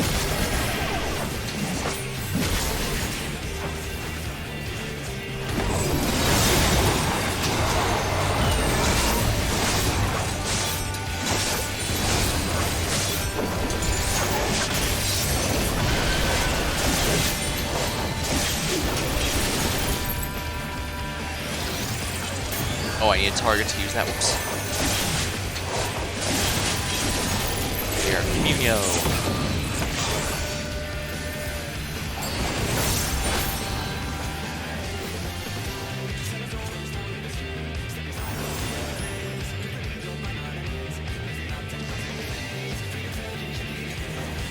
At the time, Sigma 4 known as Alpha 4 was positioned in the weapons manufacturing facility ahead.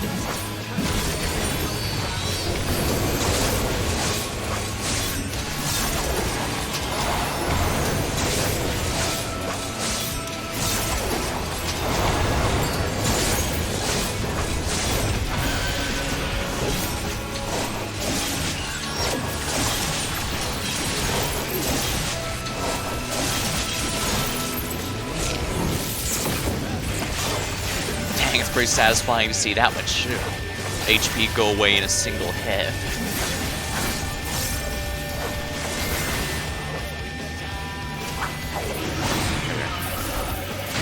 Victory begets foes. Undiagnosed nuisance. As part of the action favoring subjugation of other stars, it created units for the upcoming invasion. Alert, your presence has been detected. Sentinel units are approaching current coordinates.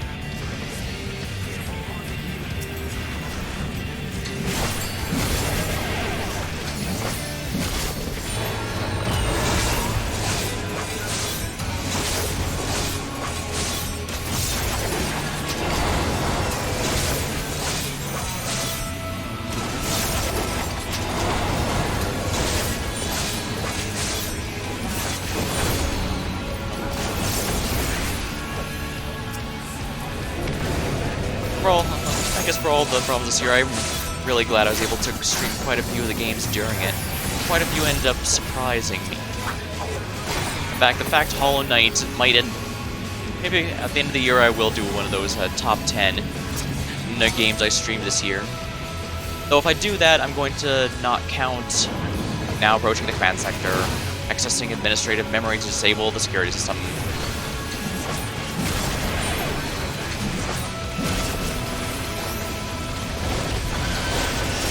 Oh yeah, if I do that, I'm gonna have to make sure to disallow games I've played before. So while I do love ones like Night in the Woods and Deus Ex 1, I think it'd be a bit unfair to compare those to ones I've played recently, so I won't be counting those. But anything new will be counted. I'm not sure how I'll count Endwalker, since while I've been playing Final Fantasy XIV for years now, Endwalker was absolutely new content for this year, along with the couple patch stuff.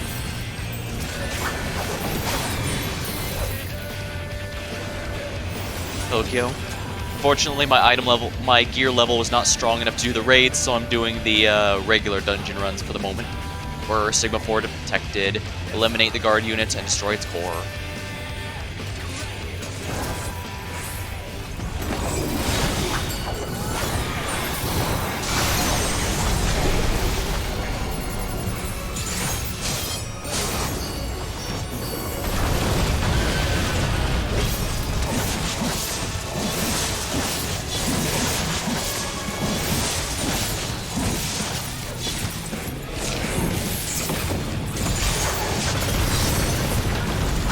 Yeah, rip me, right?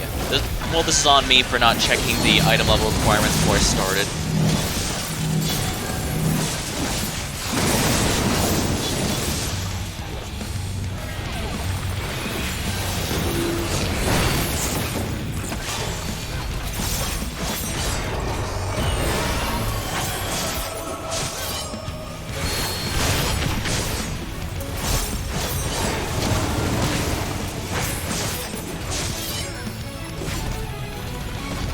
I don't know what this mechanic is. Ow. Okay, I was supposed to take that to tank. I'll have to pay closer attention next time.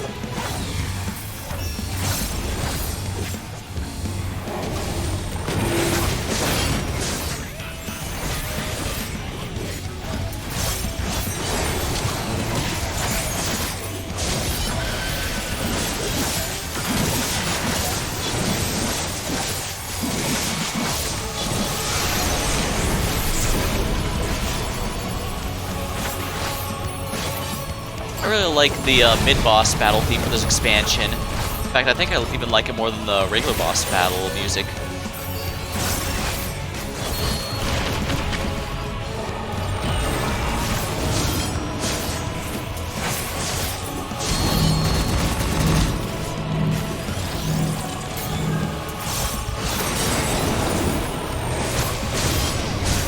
Ow, ow, ow.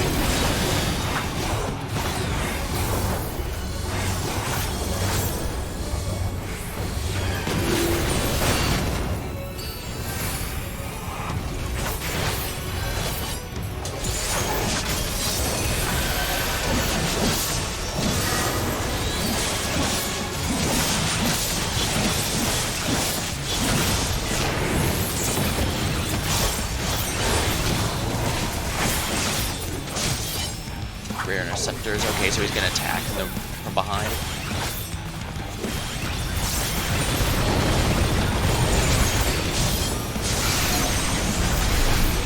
There we are. Proto-Omega. Pending. Sigma 4 has initiated. Oh crap. Evasive action. Connecting establishment with the next memory region.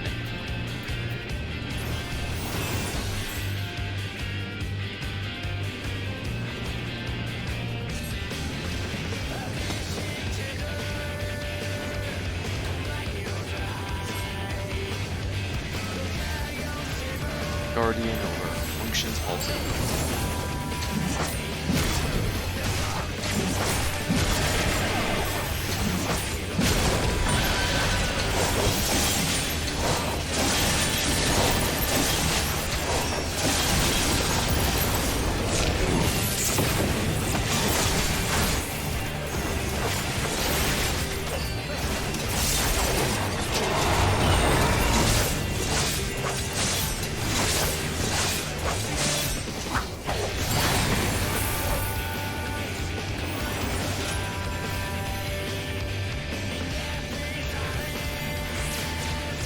Messaging everywhere.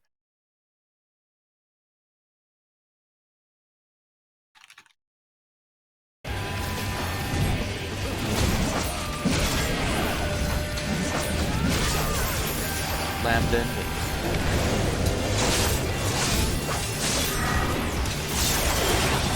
I totally meant to do that, yes.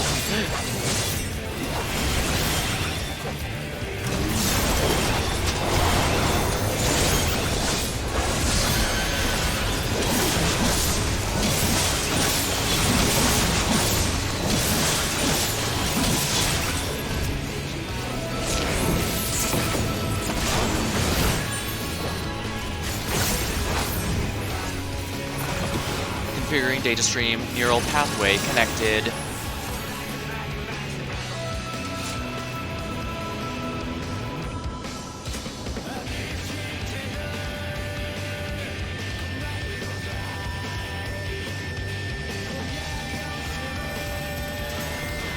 Crush the enemy, turn them to scrap.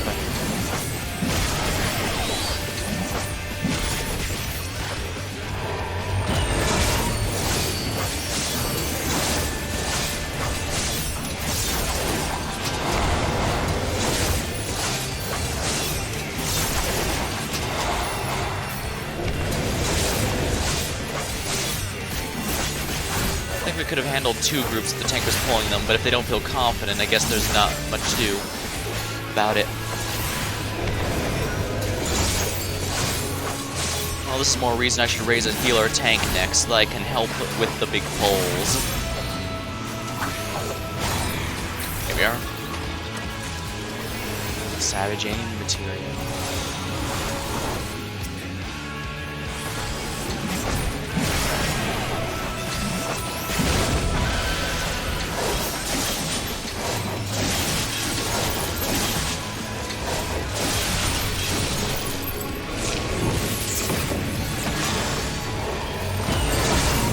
There we go. This is really satisfying.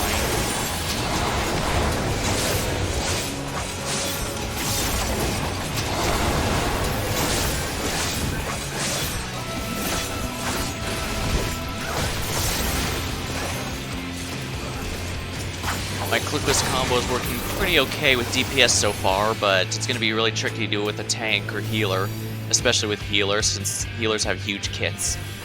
For good reason, mind you. They need to have a lot of land build units before you, were produced in Gordano with local materials, has become standard operating protocol. It's just good to support local business.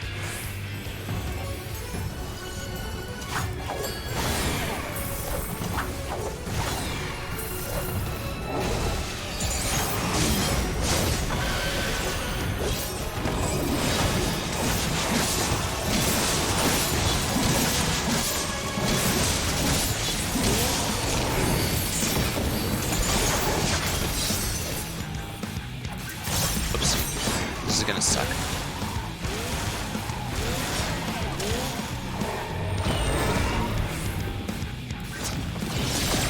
Oh, really?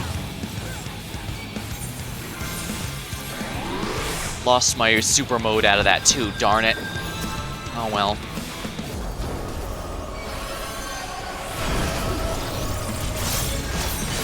Well, I'll do what I can.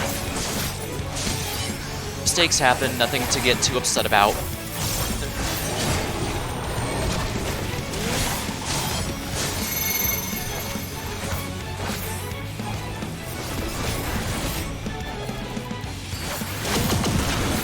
Ow. Okay, that was, dumb of me.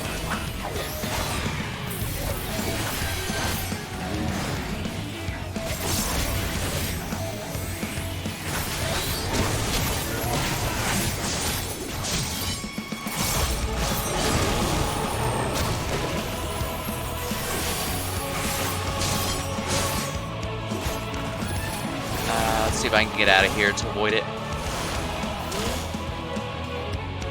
Oh crap. Ow.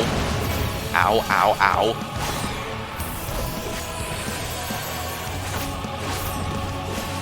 If the dancer's not too interested in using the limit break, I'll go ahead and just use it on this guy. Above all else, I do not want to waste the limit. It's not like we get it. There's not like there's a bonus at the end if you beat the dungeon without using it after all.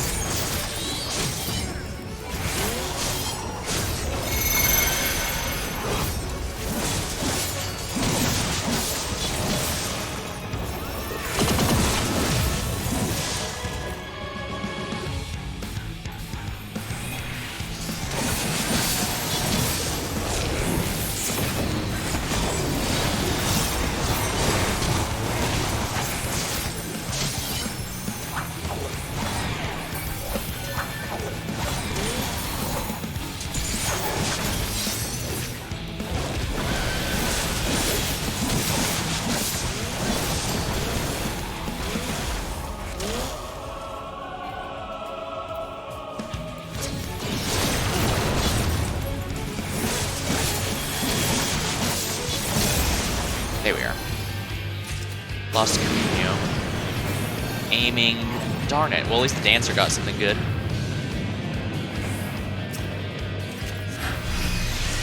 Sigma 4 has retrieved the next memory region. This unit requests you pursue with all haste.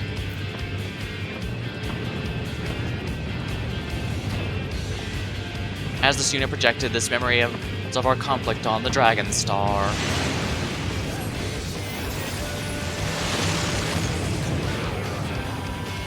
Dragon's assault created a breach in the barrier. Infiltrate the facility. This was what caused Midgard Somir to leave his world to come to ours.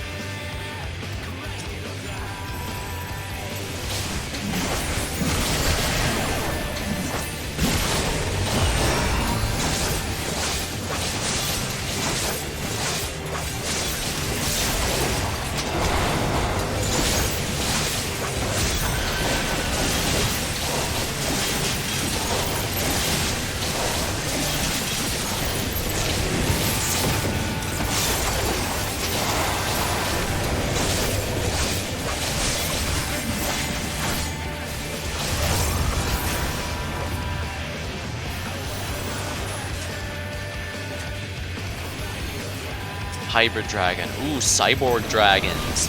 Dang, they're really bringing out the big guns, aren't they?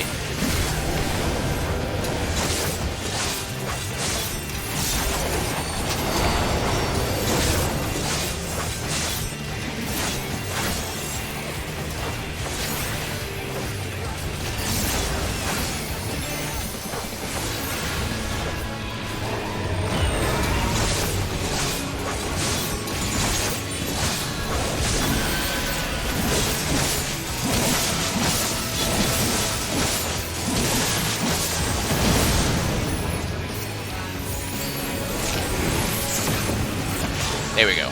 Finished him off myself. Nice. Aiming. Holy crap.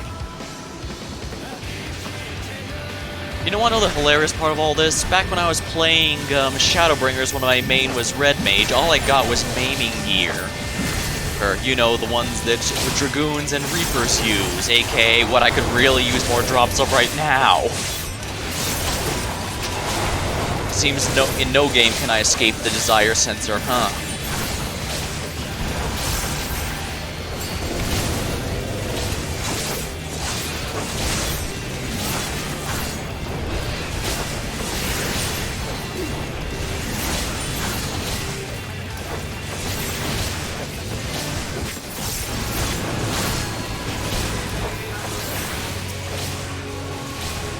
Oopsie.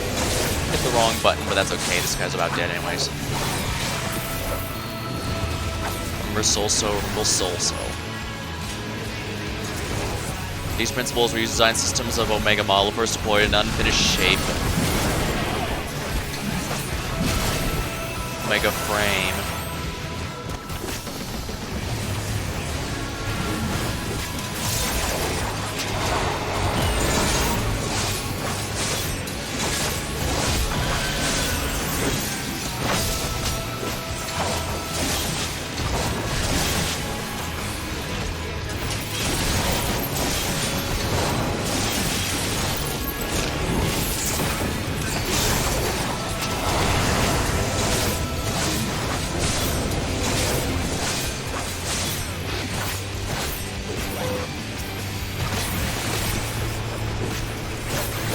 Go.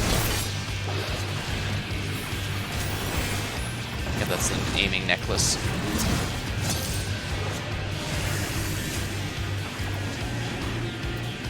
Bending. Dang it. Well, I mean, at least the tank's in good shape, right?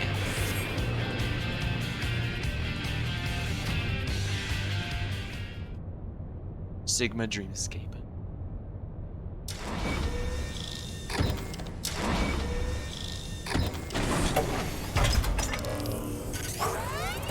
Detected. Analyzing potential for knowledge acquisition. Affirmative. Siege Matrix. Sigma 4.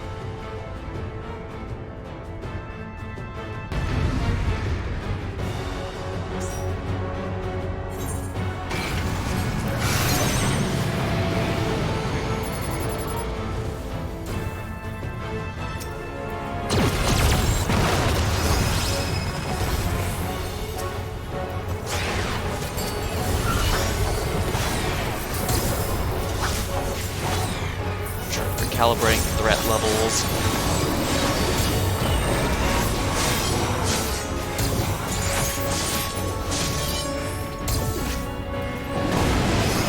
Okay, alright, you know what?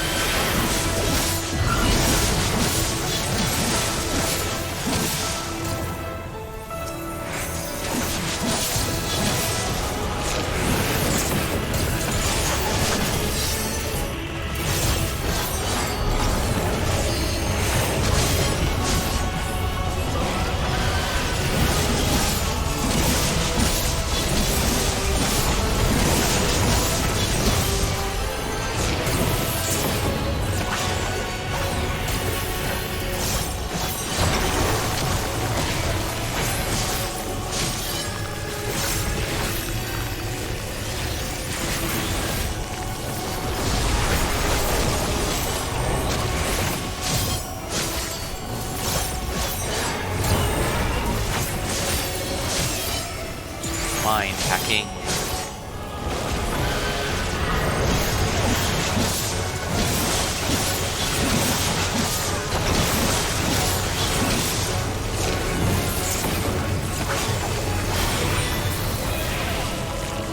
Or smart, oh dear. Ow. I guess that was inevitable. Atomic ray.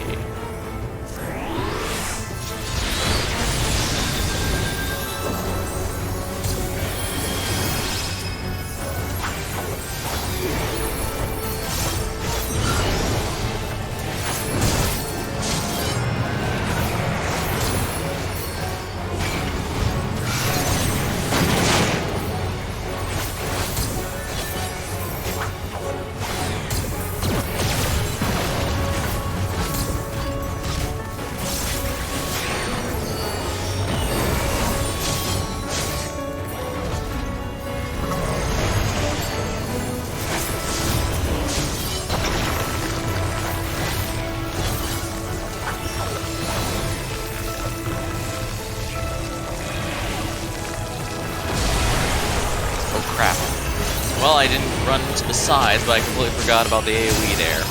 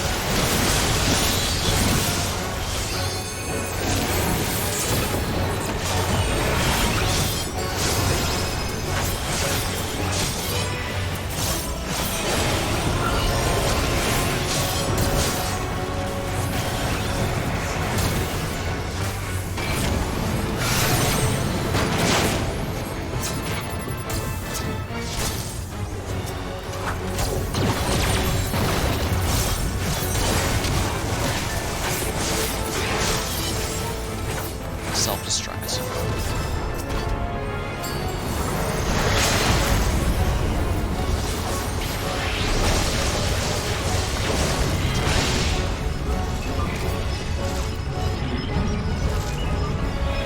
Here we are. Oh darn. I did that reverse.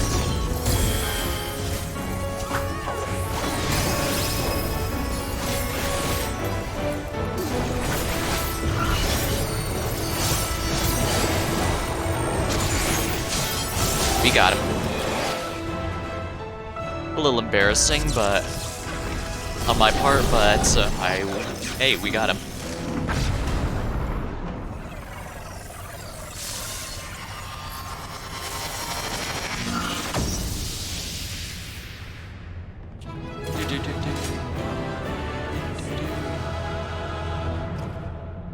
Nice to see the happy victories. And our character was just staring broodly at everything for a while. Necklace of healing, darn it. No slaying gear. Where no report has gone before. Quest complete.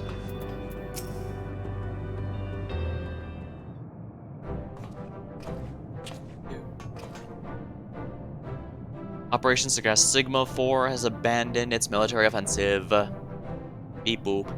N7000 submits new orders. Sigma 4 is instructed to immediately cease production of weapons attack units and initiate production of diplomatic hologram units. Analysis of memory data complete. Further pursuit of planned invasion is calculated to have a probability of resulting in our annihilation. And some things orders a team strategically and logistically sound, reconfiguring production infrastructure. Take that, glowing eyeball. Oh my dear sons of things. I apologize for all those times I called you sack of bolts. Why are you the most impressive military information operations units I've ever seen? This unit expresses gratitude to the hero Kota and the soft-looking organic life form. This unit could not have succeeded without your help. This also marks the completion of this unit's duties. With the invasion halted indefinitely, there is no military operation or conflict requiring this unit's functions. Preparing to shut down and enter permanent energy-saving hibernation. Shut down? What nonsense is this? Did you receive an order to live? Did you not receive an order to live a short time ago? Eternal sleep doesn't sound like living to me. Come on, Coda, say something and set the bolt head straight, won't you?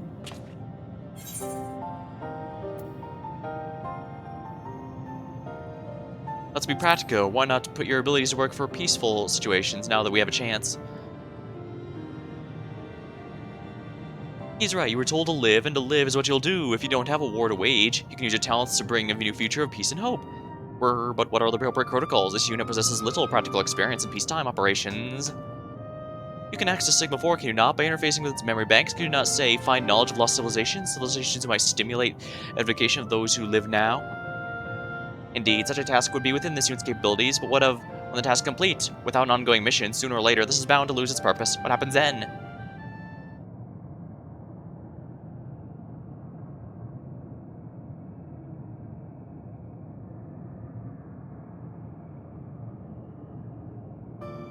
Well, let's see, you could always open a cafe, perhaps. Bring in the old Charlie, and there's a fine establishment called Last Stand. People gather, share food, drink, company, and reasons to meet again. Go to deliver to his world from the brink of despair and help people dream of a brighter future. What if we could do the same for other civilizations that meet unfound? This unit finds the furry lifeform suggestion were difficult to process, and yet realizing accurate simulations of myriad civilizations, including those the Omicrons have yet encountered, would undoubtedly challenge this unit to the fullest. It is a reason to remain active for the foreseeable future. Precisely. See, I knew I was onto something there. Speaking of here, Coda, do you know anywhere that could use a good cafe? I can think of a few places to be sure. There's an empty structure that might be suited for it in the necropolis. Well, why didn't you say so sooner?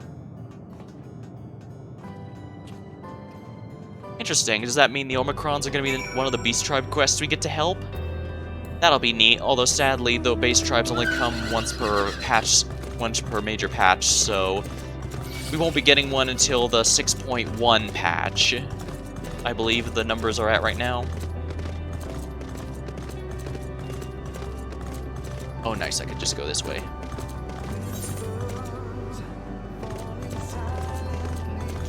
What's this, a gemstone trader? Initiating trading protocol. This unit is programmed to trade for bicolor gemstones, though this unit does not quite understand what value they hold. Dynamis crystal.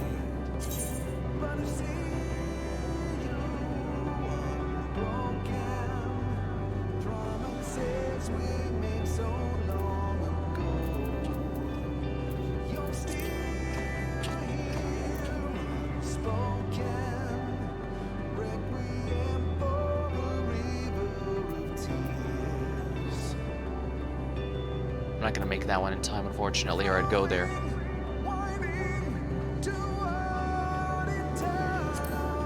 Oh, that's right, the cafe from the planet Medion found that was already dead from all of its inhabitants being gone. That would be a rather ideal spot to bring it back, wouldn't it?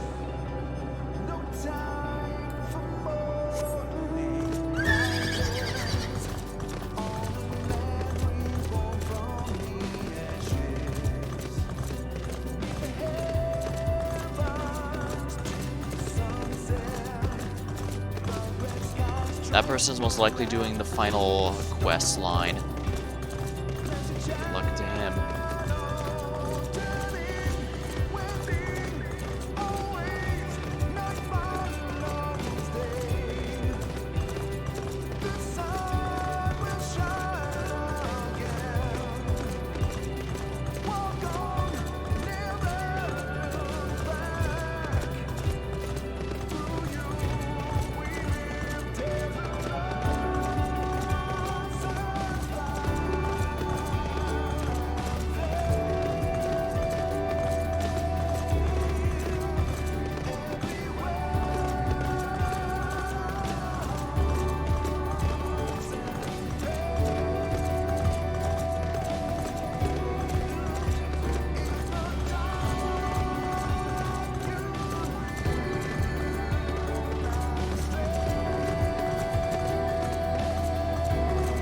This always was one of the more eerie places. Well, it does look like a cafe and such. The fact none of the chairs are falling over and stuff almost suggests that the people were just,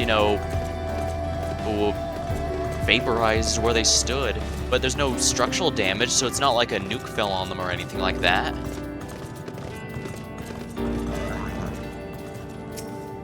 Initializing cafe security system, defenses engaged. Analysis indicates the order to obey primary direction and live will be necessary to establish cooperation with other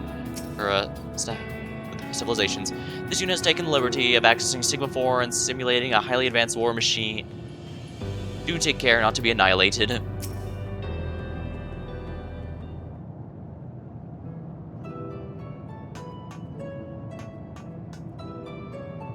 Oh, would you look at that? A spacious corner. Outdoor seating, a fine layer of homey gray dust. Best of all, the view from the massive dead star that Medion was lurking for ages. Ooh, looming overhead. People are gonna love this. Ooh. Think about it, it's poetic. The very place where hope was nearly extinguished is now a beacon of it. This unit does not fully comprehend the concept of a cafe, but will simulate elements of a lost civilization as its ongoing mission. That'll be just fine, N7000. You focus on what you do best and leave the rest to me. I've learned a thing or two about preparing and serving beverages in my time at the Last Stand. Not to mention I've come up with the perfect name for it, the Last Dregs. An inspiring moniker, wouldn't you say? This unit is unable to process that statement. I must defer to furry life form's judgment.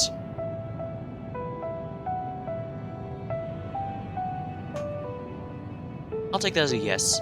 Now we'd best get back to work. There are many preparations we made before we're open for business.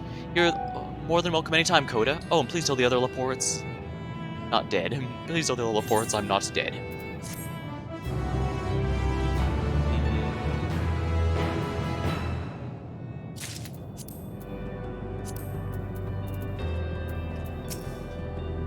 Officer Coda, welcome to Last Dregs. I'm afraid we're not open for business quite yet, but feel free to make yourself comfortable. Is there anything I might help you with in the meantime? Out here of ancient civilizations. Talking about Gordona. According to the records stored in Sigma-4's memory banks, Gordona was the first civilization the Omnicrons encountered after achieving interstellar travel. Though the Gordonites themselves were known to be silicon-based life forms, invaders from the Alphatron star mistakenly concluded the war machines were in fact the true leaders of its civilization. They were thus deemed a threat and summarily eradicated. As for the physical life forms and the true Gorgonites, further research and analysis is required. Why, this is Last Dregs, put simply a cafe at the end of the universe, a place where the travelers can drink at the sight of a spectacular dead star. Or at Umethul's heart, and also a variety of beverages. The name is of my own creation, inspired by Last Stand and Old Charlian, a lovely establishment I often patronize, and the refreshments we serve, a truly ingenious idea, which I do to be clear. By accessing the memory of the siege matrix for another data, my assistant is working to simulate dozens and artifacts of fallen civilizations. We might share their stories with our guests and become beacon hope all across the universe. What do you do here? Why, that's a curious question. Sure, you remember old friend Jamming Way, a swell communications officer. These days I serve as a proud proprietor of this fine establishment, along with my cohorts. Together we endeavor to revive memories of civilization lost to despair and calamity, and the shine light of hope that your companions brought forth on worlds far and wide.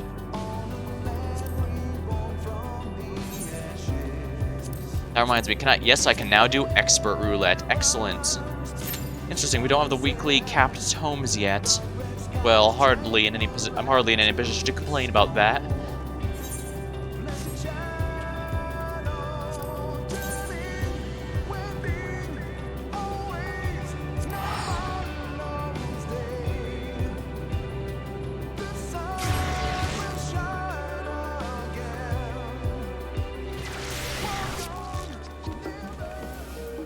Tales of loss and fire, faith. I should probably repair before I do anything major. There's one right here at the Agora, so let's go right there.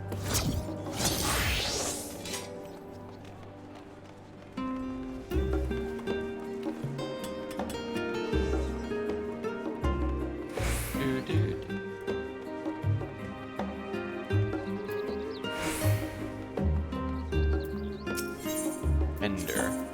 There we are. On that note, let's forgot to repair my red mage's gear, so let's go ahead and do that while I'm here.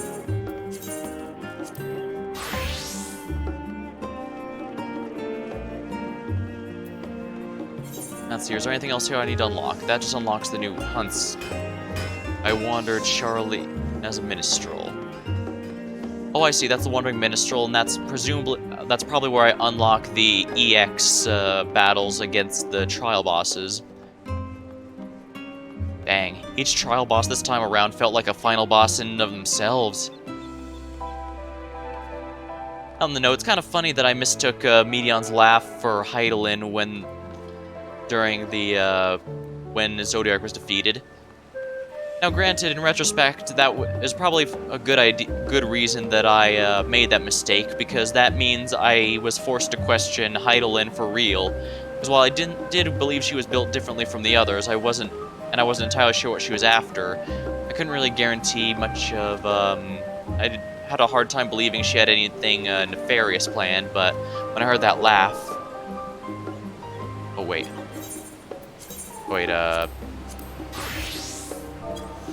There we are. Experience gained. There we are. Now I didn't waste the experience. Yeah. In retrospect, I'm not sure how I even made that mistake, because when you hear it, it's clearly a completely different voice than Hydaelyn's. And we did hear her on the boat ride to Charlian and all that, so it's not like it's been so long we forgot what her voice was. I just somehow messed up. But it did at least cause some minor drama and such that I had to worry about for the time, and I guess hopefully that was interesting to watch me panic through. Hello, wandering minstrel. Who should stand before me but the savior of this very star, the inimitable ender of the end. Your deeds have sung far and wide, my friend. As I understand it, your quest of the world's salvation brought you to Charlian. I too am here on a quest of sorts, for musical inspiration. Alas, magnificent this repository of knowledge may be, I fear there's only so much I can derive from the tomes. Where the tomes fail to inspire, living words may yet spark. I beg you, will you not regale me the tale of your quest to deliver us from the star? Such a tale isn't fit to be epic, I don't know what is. Drawing both your first-hand account knowledge I attain here, I believe I shall find a wealth of marvelous verses. Should you be willing, pray let me know. I shall continue research here in the meantime. Greetings, Zodiark. I believe in the next patch we'll also get the EX battle against the final boss with this guy, so that'll be interesting. And of course he's wearing the same Reaper outfit I am. Oh, what manner of thrilling adventure might this be? Oh goodness, a battle on the moon with Zodiark, the eldest and mightiest of primals. I pride myself on my imagination, but your feats transcend what anything my mind could conceive. Against all odds, you struck down the being, yet triumph would quickly turn to tragedy, for Zodiark's fall only proved to be the trigger for the final days. Yes, the words well up within me. Pray lend them an ear.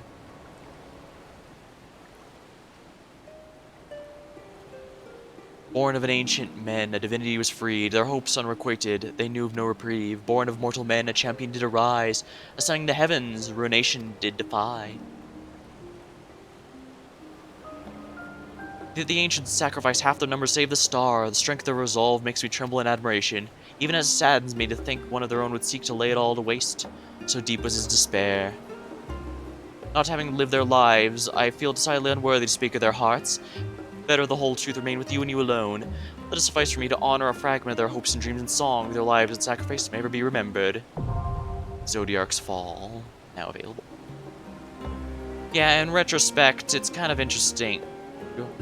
They intended Zodiark to stop the final days, but since they didn't know what it was, and Hermes made absolutely sure they would not know what the true cause was, they expected him to be a solution to the problem, but I don't remember if there's any evidence of this, but I get the sense that if they had just left Zodiark as a way to solve the problem like they had intended, eventually Medion would have gathered enough despair and sadness in the universe to simply overpower Zodiark.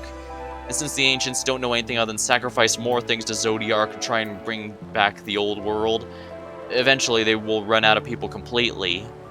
So yeah, he was absolute. I can't see any timeline where the Zodiark plan worked, at least not as a long-term solution.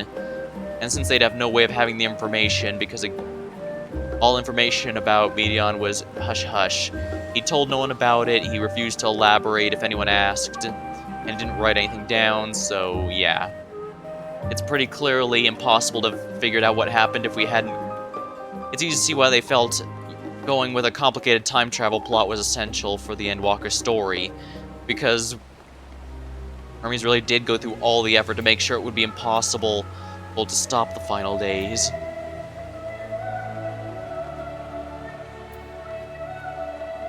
I mean, I do get he said he had intentions to just test everyone to see if they were worthy of existence, just they test everyone else, but I'm really have a hard time believing that was truly it.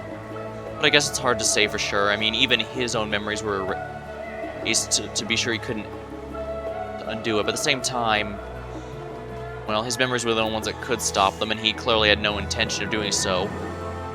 I guess at the same time, the reason he fell into that despair to begin with was because no one really gave his concerns any heed, and in that sense, it makes sense he wouldn't really seek out anyone's advice to find all that meaning and stuff.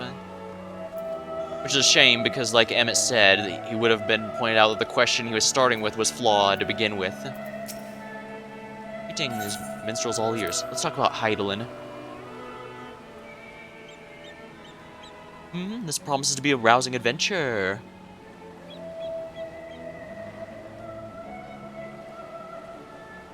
In order to prove your readiness to avert the final days, you undertook a trial imposed by no less the being of the will of the stars, Elf Heidelin. It staggers the mind to imagine such an encounter, to say not the thousands of years Venat had resolved to wait. Yes, I dare say I have a song. Will you listen to it now, of course?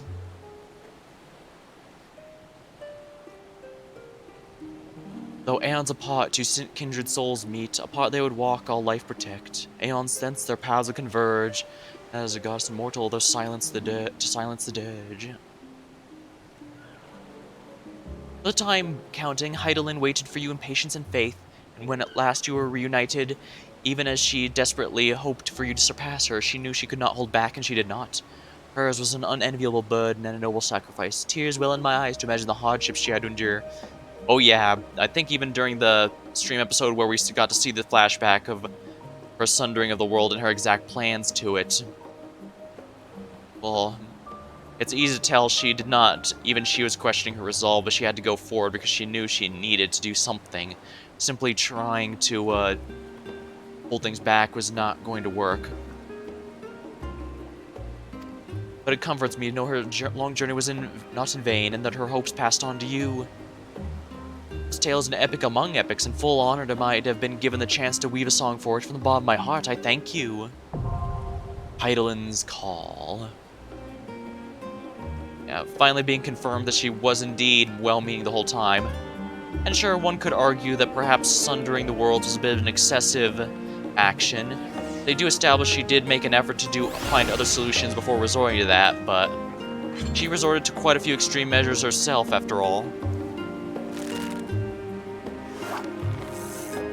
Looks like that guy's got a bite.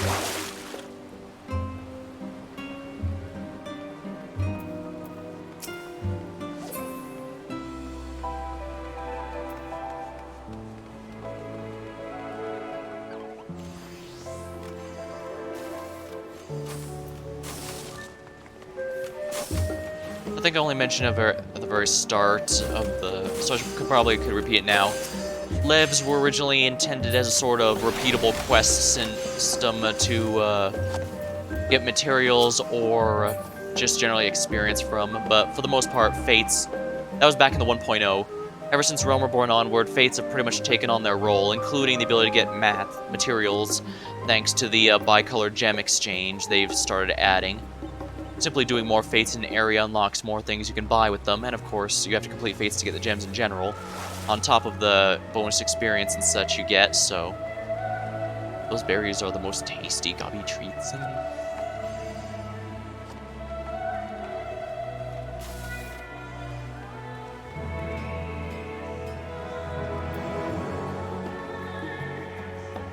So yeah, it basically removed combat levs completely after Heaven's Ward, which is the very first expansion.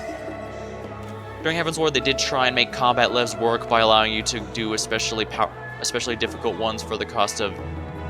but a large cost of the total you're allowed. I think it caps out 99, it costs like 10 for some of the heavier quests they do, but for better or for worse, that didn't end up panning out, and so they decided to make levs purely quests for crafting and gathering jobs.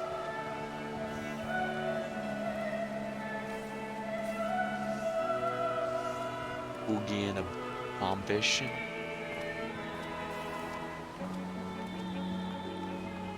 Roulette should be landing soon. I might just call the stream after this. I started early because I was like, maybe I'll do another dungeon run or something. I started the stream early this time around because I was expecting to do the storyline, but I did not realize my item level was that far off. Because 62, that's even higher than my artifact gear here, which really sucks, not gonna lie.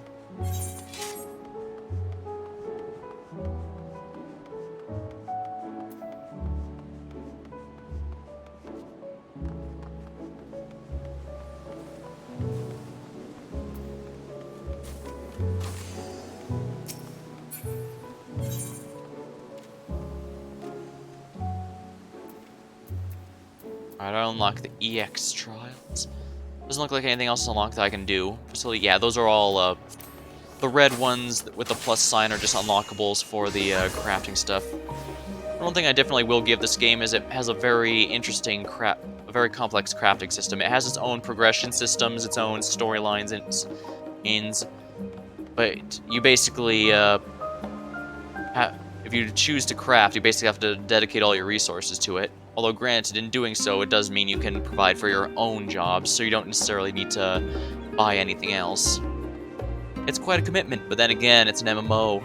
By definition, it requests a large commitment from the player. Oh well. At least whenever I decide to stream this game again, it'll be fairly easy, if only because, since I stream so late at night, or play late at night when I get a chance and I'm not streaming, I don't have to worry about the login queue boss battle, which is quite nice. And hey, they gave 21 free days of, it's probably old news by now, but they gave 21 free days of subscription to anyone who was already subscribed at the time it happened, and they also took it to Endwalker and all the game down from the stores. You can't do the free trial or anything. Yeah. This is absolutely desperate. You can tell this is an absolutely desperate move to try and keep everything stable. Now granted, I do want to state for the record that just because a game is doing well and doing good decisions doesn't mean they're above criticism. Indeed, they had similar problems to this in previous expansions. I think I mentioned a while ago that when Stormblood launched, there was a rather infamous problem where the instance server kept getting full, so people couldn't do basically the starting instance that allowed you to start the Stormblood story, period. So, hope you weren't planning to do, you know, the expansion content upon immediately starting the expansion, right? So yeah, you can criticize them for this mistakes if you want, but yeah. But it is true that the context does matter. I mean, they were not expecting a big influx of people around this, at the time of recording, at this summer of this year, 2021. And indeed, most people wouldn't expect a giant influx of new people coming in during one of the largest drought. Oh darn, I was hoping I could teleport over there, but I guess I count as grounded for the entire time. I can't... Yeah, I couldn't use that because it was in the middle of the air.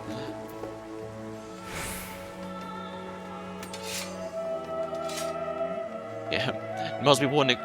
Yeah, the last before Endwalker, the last patch was back in April, I believe it was.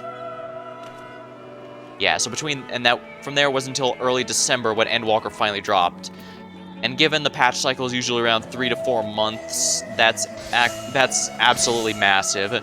So I can understand they weren't exactly prepared for you know, stuff to happen and more people would start subscribing game. And of course,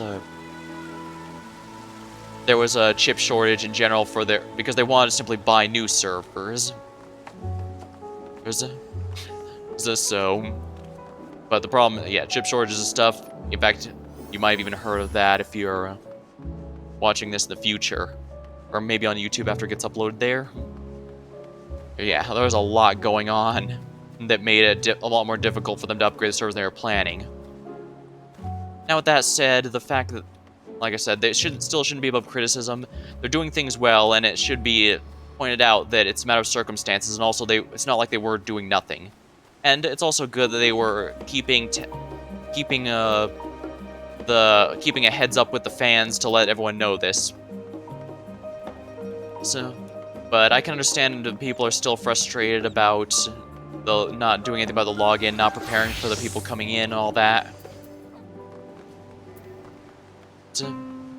So by all means, if you feel they're still should be criticized for that, by all means. It's a good game, but it has its flaws, and just because you like it doesn't mean it should be above criticism.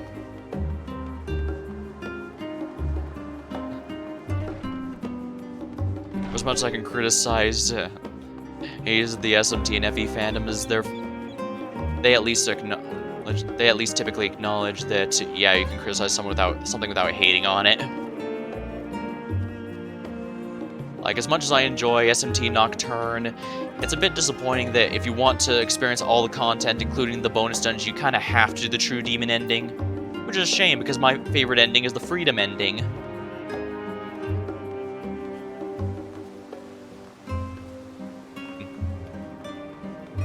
I'm absolutely...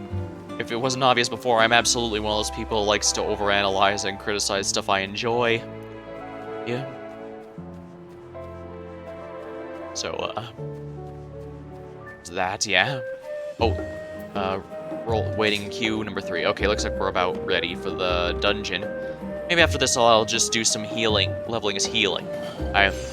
Or actually I should unlock Sage. I actually have not done that yet. Well, that'll be interesting.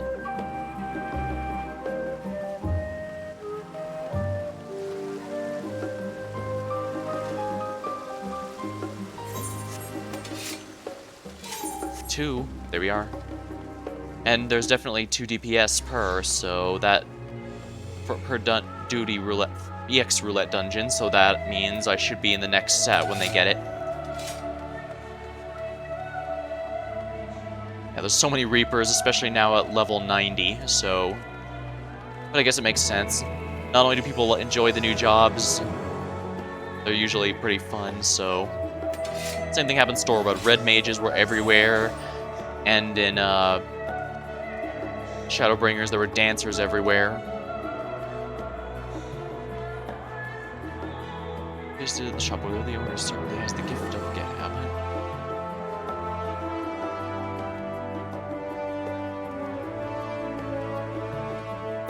Person's in full armor. This new armor is so heavy I can barely move a muscle. If you had muscles to move, you wouldn't be whinging like that. Tool supplier. Sure. Alright, any moment now I should be getting a new alert, so let's smack it down there. Materia vendor, what kinds can I even buy here anyway? I take you're here to exchange materia, let's be about it. Oh yeah, I see now. And the melder here is because originally, in order to attach materia to your gear, you either needed to have your crafting skills at the level of the item you wish to connect, or have another player who is a crafter do it for you. But because not everyone plays at peak times when a crafter isn't always going to be available, so they added the NPCs here to do it in case there's no crafting players around. They do charge you for it, but then again, so do most players, so 6 of one or half dozen of the other, as I believe the saying goes. Here we go.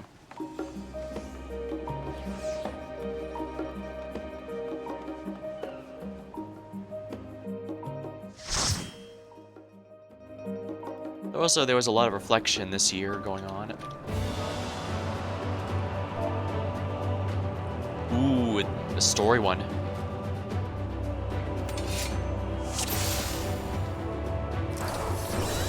Once upon a time, there was a beautiful blue star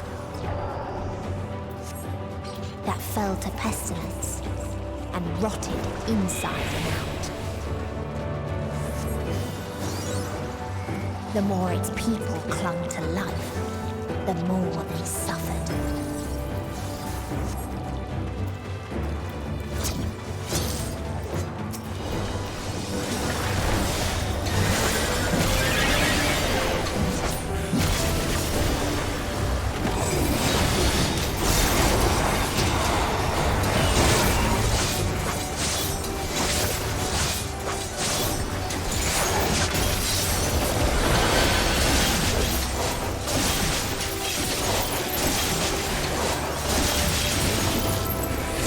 There we are.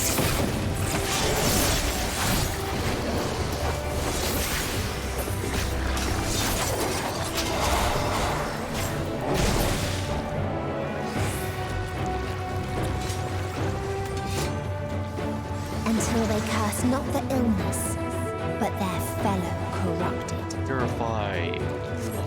So it's...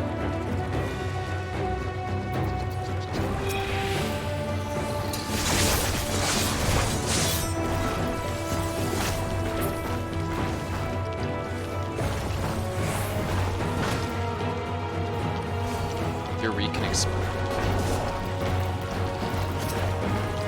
I think I liked Eureka a bit more than Boz Jan, but I've only been to the earlier Boz Jan.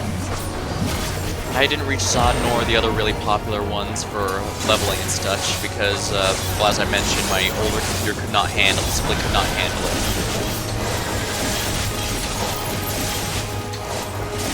Probably start doing it and now that I have a chance here, but at the same time, it's a battlefield, so it's not going to look nearly as interesting as Eureka did, which had some very unique environments.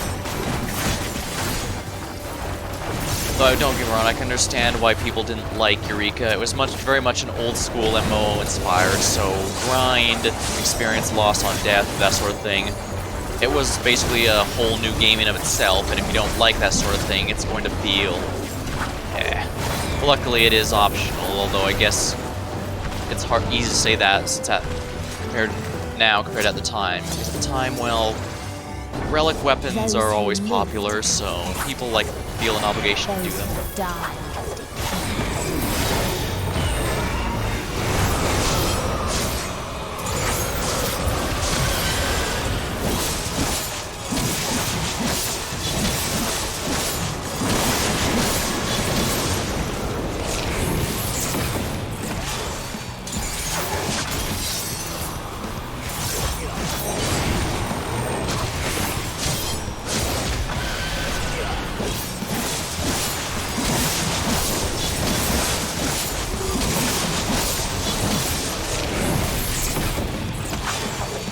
Wind has ceased.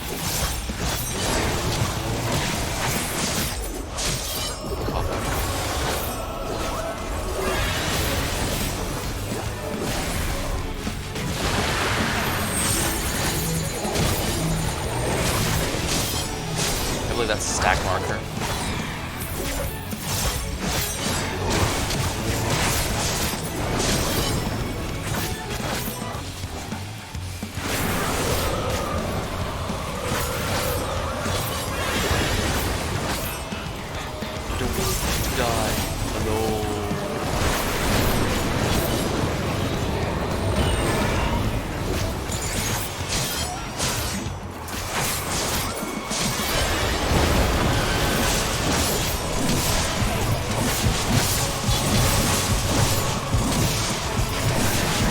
Oh crap. That was absolutely dumb of me. I think they might have accidentally meant to revive the red mage, but...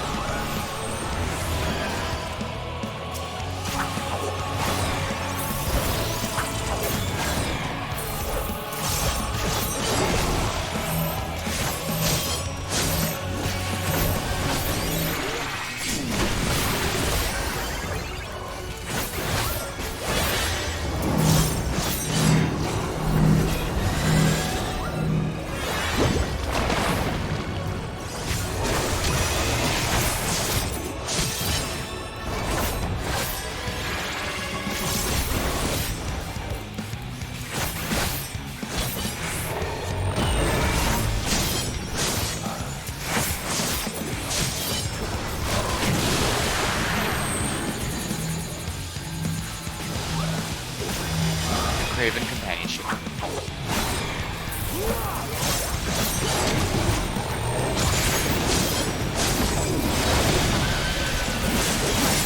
little late now.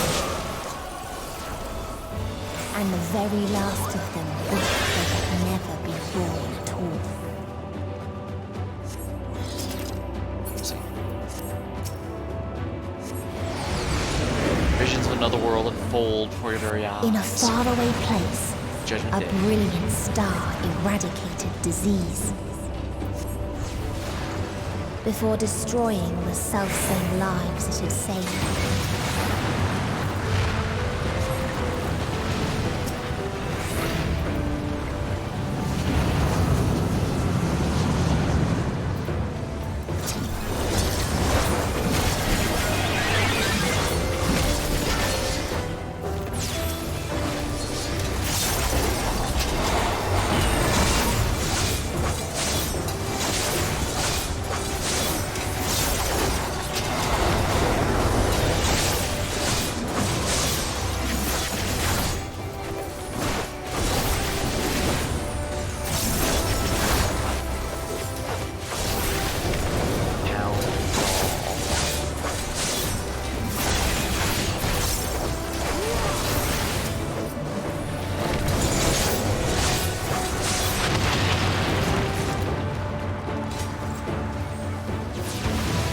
Its people sought ever greater freedoms no matter the cost.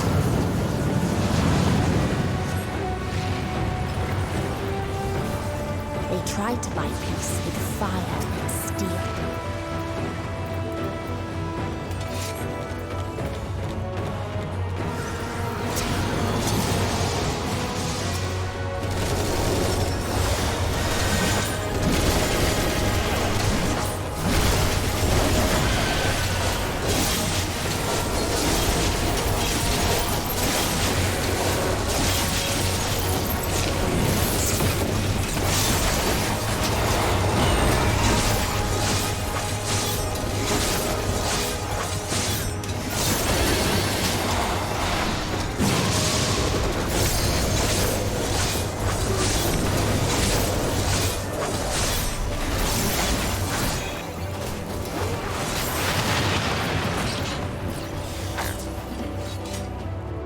I'll remember Soul So eventually, I swear.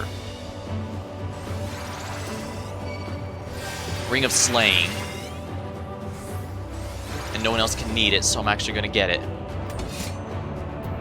What's the item level on it, though? 560. Ooh.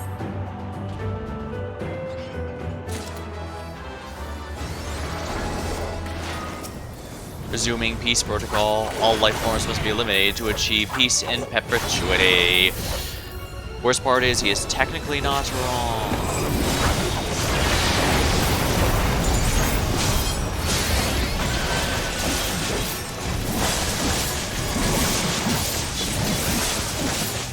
Deploying war machines. Please stand by. Full fire.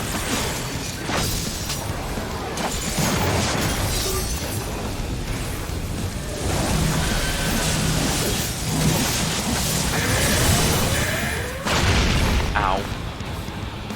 Wow, oh.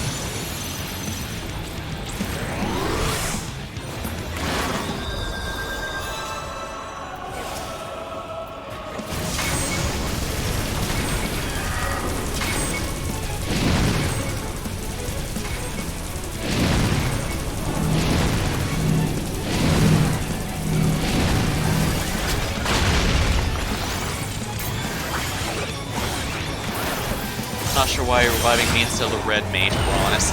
Red mage can also revive.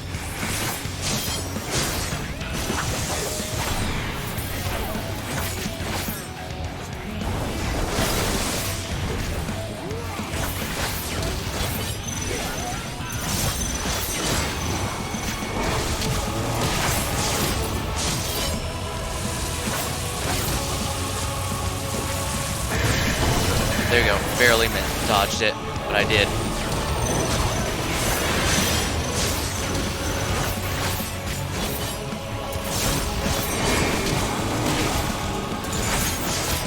Arm's length. You will not send me flying.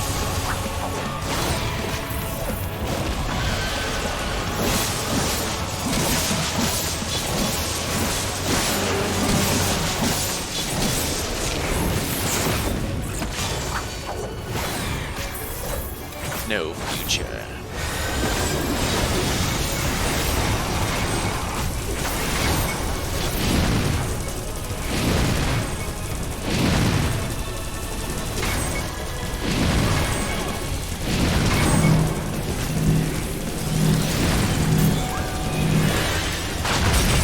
There we are.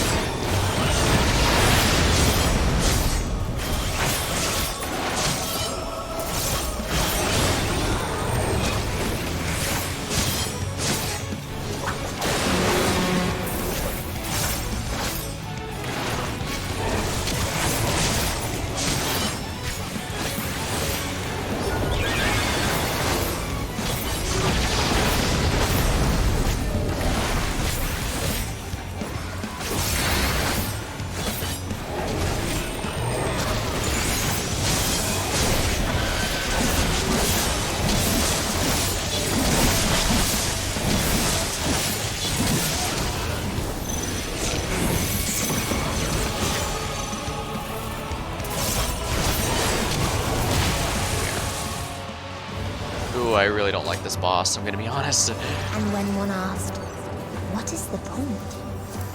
There were none left to answer. I did it, I killed them all.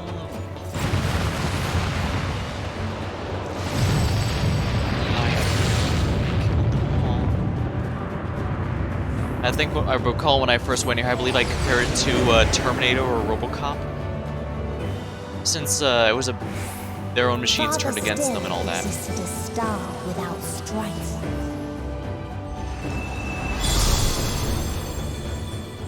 Where none remembered life's triumphs or its joys.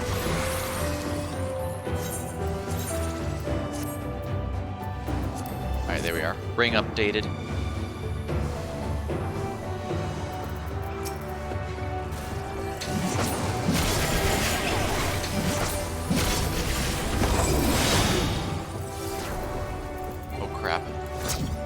I didn't realize this part opened then.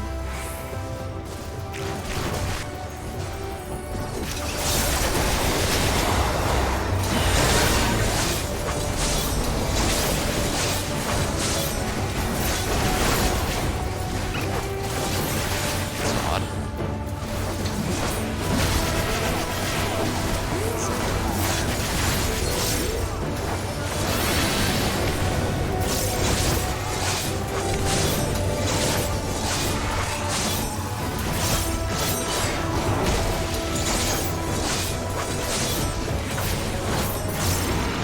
What its people had gained from ease, they lost to apathy.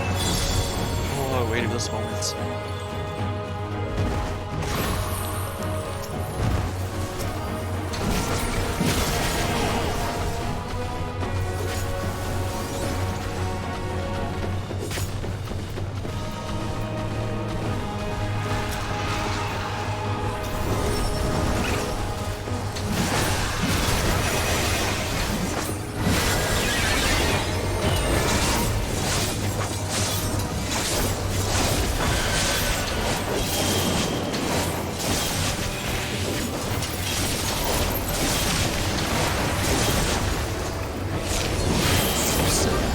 that a bit out of order.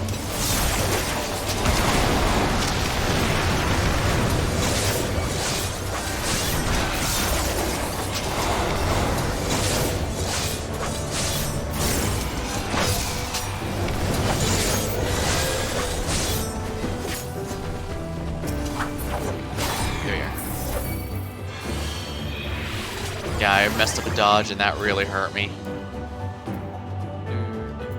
The last ring of healing.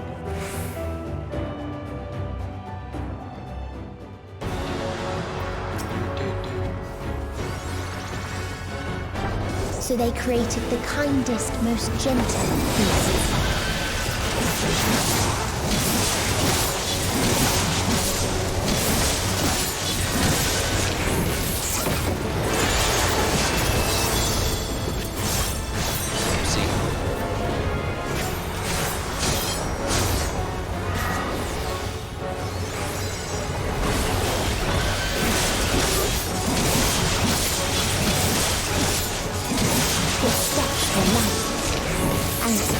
Was as painless as it was beautiful.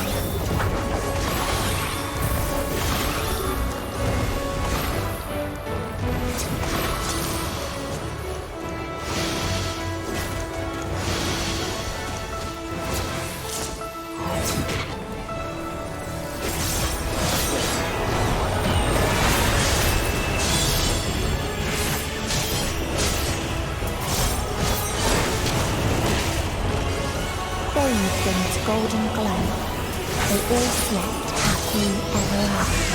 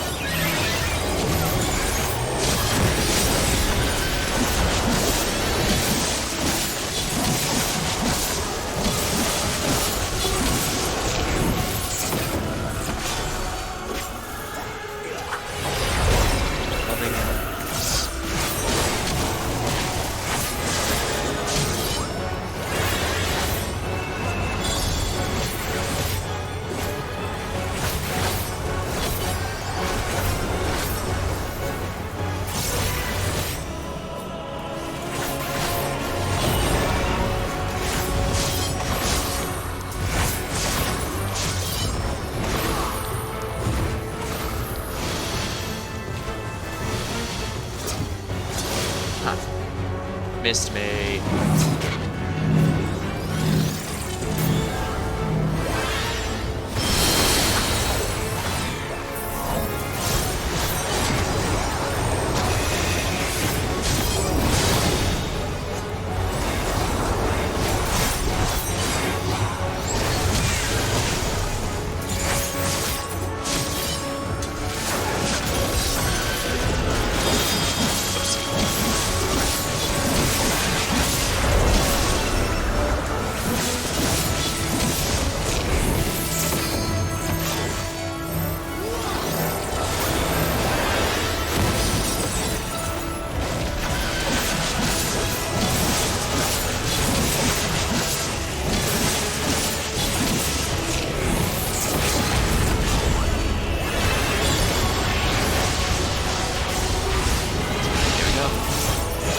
Got him.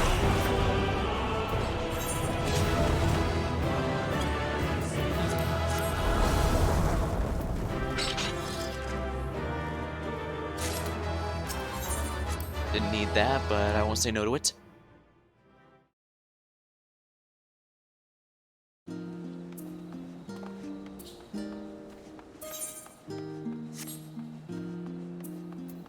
I should go to Limslomansa because I believe that's where I unlock Sage. Let's see, Limsa Lower Decks. Here we are.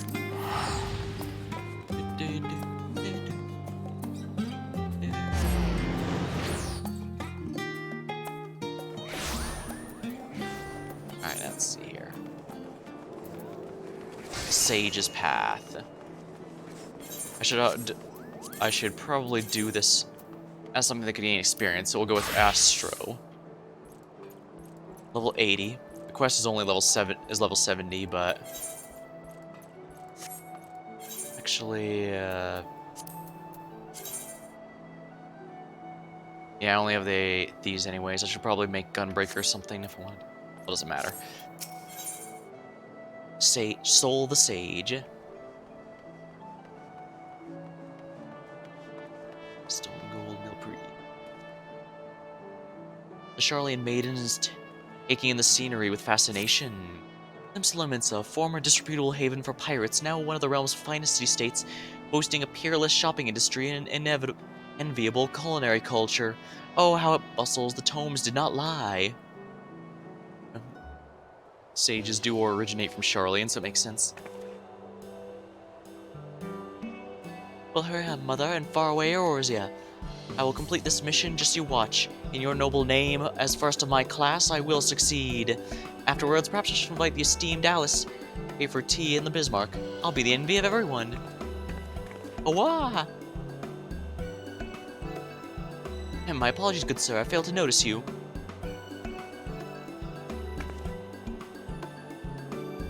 I'm Lala Jinjal, native of Charlian. By your appearance, I assume you're an adventurer. Are you perchance well-traveled in Eorzea? Oh, so you are. How fortuitous. Code is your name. I swear I've heard that somewhere before. Anyway, in any event, pleasure to make your acquaintance. As for myself, I'm an operative on a mission for the Forum, our nation's governing body.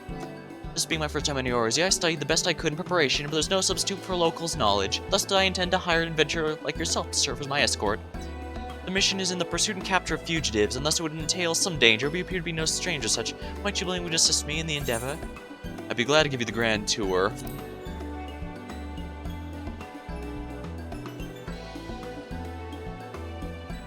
Wonderful. While I have some skill with a blade and can fend for myself, I shall be glad for your capable company. Now then, ere I divulge the peculiars of my mission, we should head somewhere private. Shall we say the Zephyr Gate? Sounds good to me.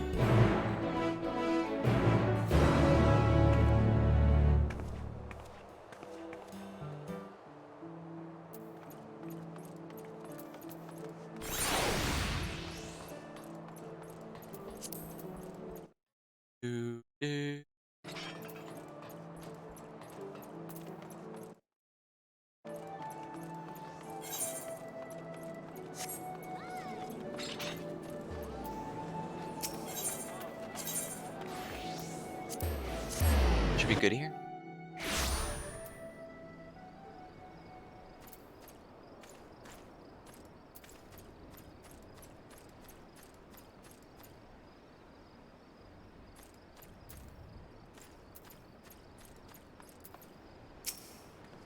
Forgive me if I seem overly cautious, but this mission's confidential. Where the wrong people learn of it, my superiors may be earful.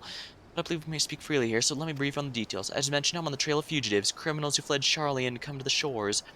Extremely dangerous, who have enhanced themselves via forbidden means, which have rendered them unsound of mind. While in a state of delirium, one of their compatriots even committed a murder. He died thereafter due to the side effects of his enhancement, but 3 others remain at large and pose a threat to innocence.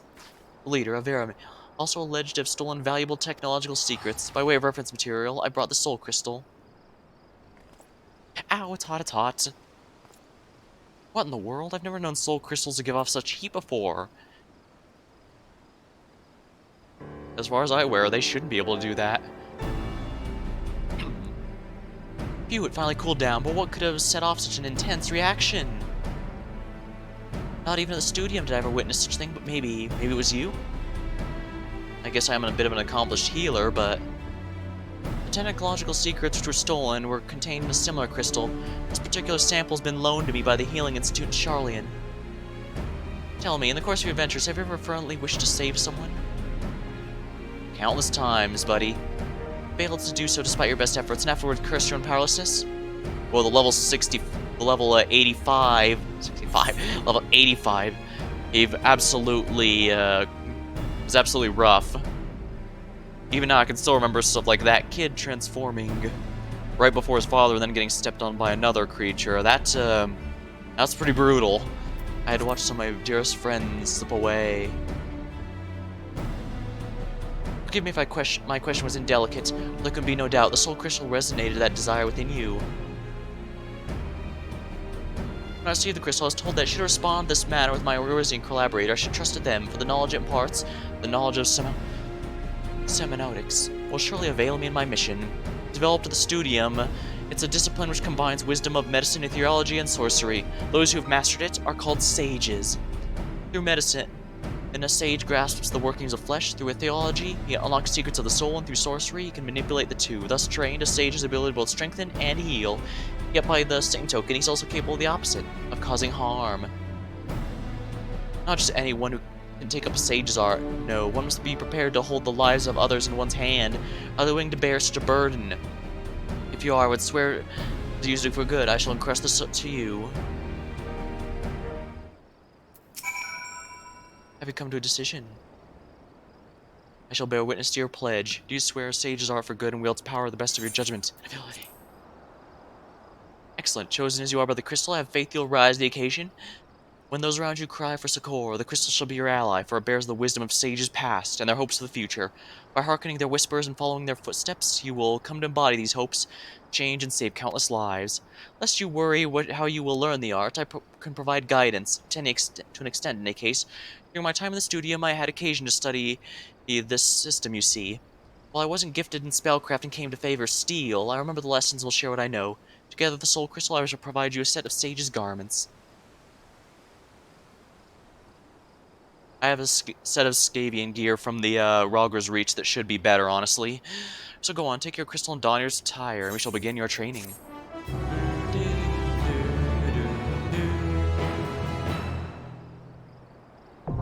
Sage unlocked. Number of gear sets increased.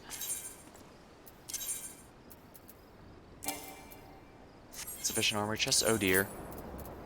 Uh, rings are actually not the issue for once. Interesting. Alright, so shoes. I need to get rid of some of these. I should probably put the Eden Gate stuff away eventually, but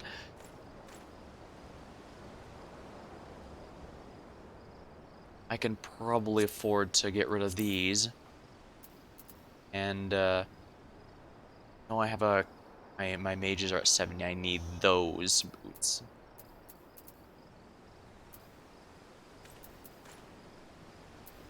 But that should be sufficient. There we are. Add new set. Sage.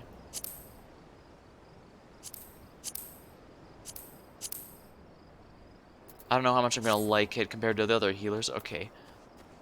Ecrusia and Otter's Gall Gauge unlocked.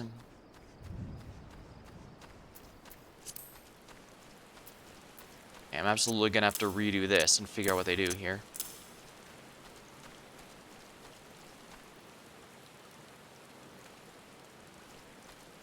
Suna I can have up here. Zo increases the healing of your next potency.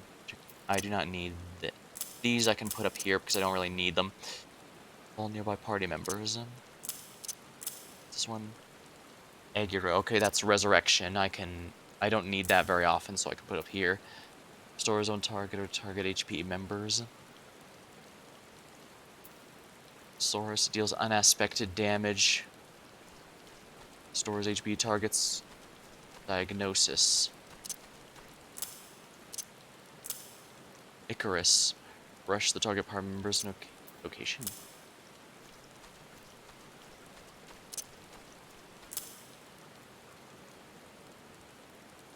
Prognosis. Zoe. Ardia.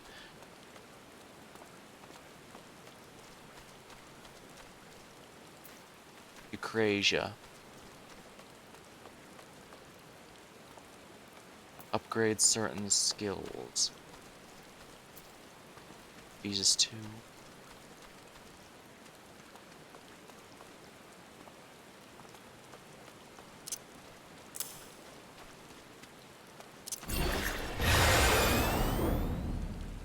Alright, this is just an AoE shield. That's pretty good. These are a lot of healing efficiency buffs, so I'll have to keep those in mind. Rex a barrier on self for target absorbs damage. 5 stacks. It's unexpected all near it. The potency of first and all.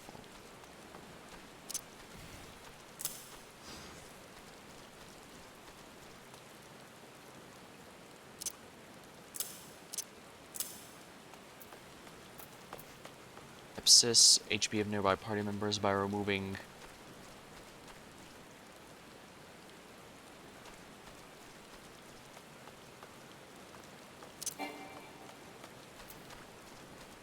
Stars HP under...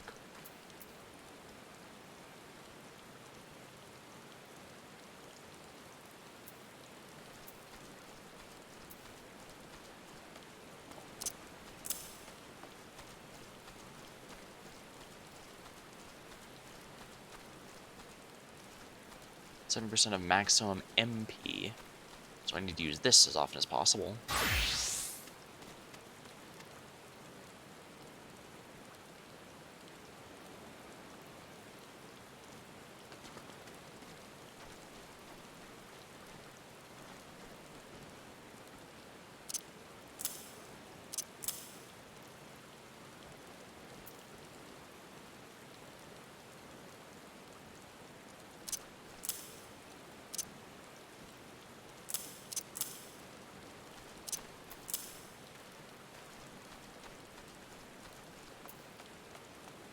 Store zone HP.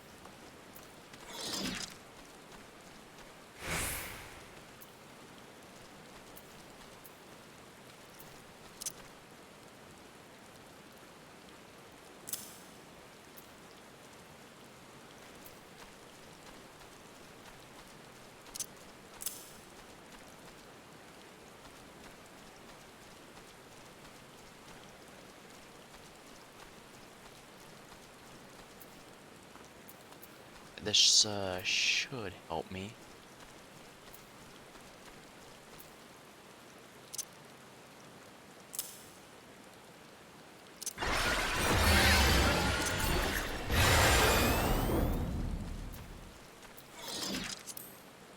Right, I should probably have the limb break here.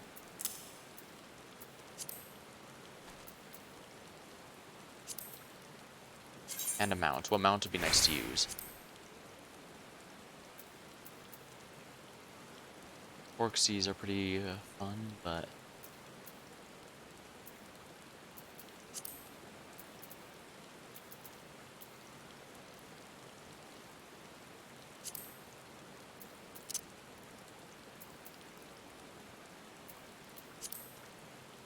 There's a ton of mounts in this game, but I only have so many, I guess.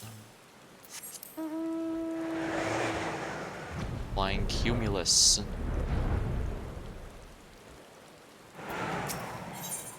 Alright, Sage's focus. She has a mind to introduce you to the Sage's armaments. We're gonna do this and then I'll call the stream, I guess.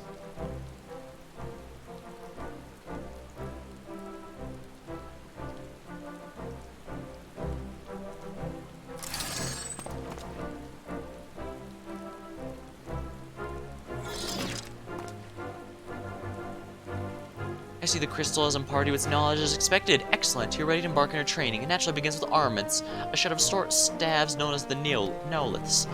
Now let's trace their roots to healers of Eld, who employed naturally occurring objects of power known as Adder Stones. These stones, which harbor spiritual energy, were placed around this thick and alien to create a etheric confluence which the healer channeled their magic. From this primitive design, Neoliths gradually evolved in their present form.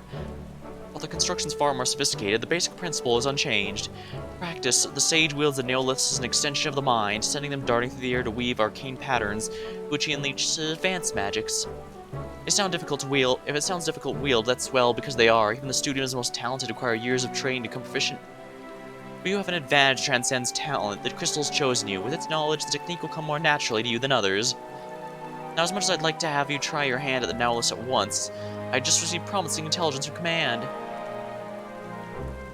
Apparently our fugitives have taken themselves to Idleshire. Let's make our way there at once.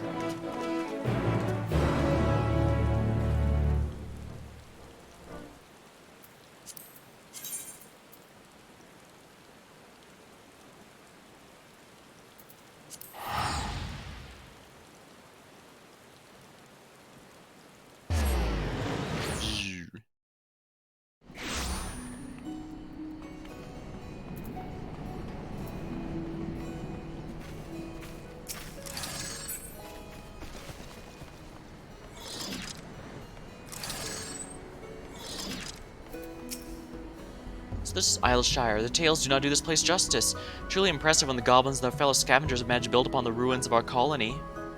Yeah, when they first got here, basically everything was just in a bunch of ruins.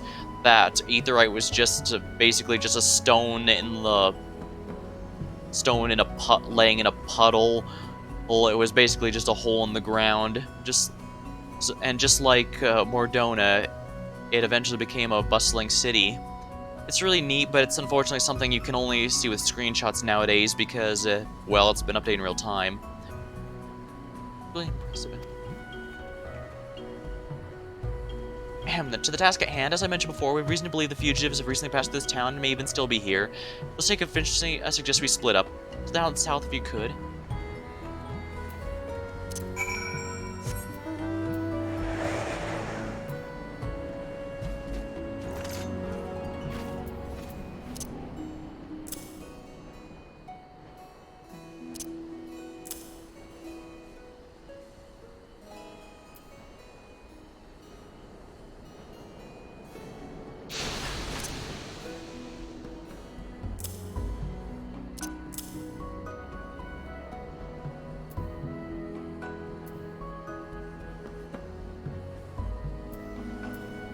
Gonna be messing with these quite a bit. Oops. I missed my destination. How embarrassing.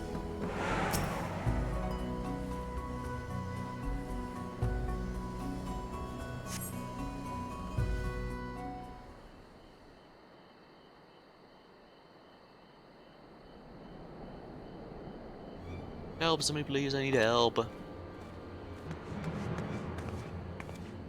Did you hear that?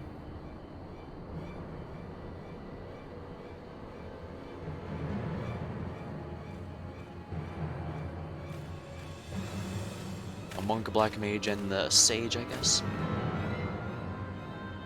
That man is in trouble.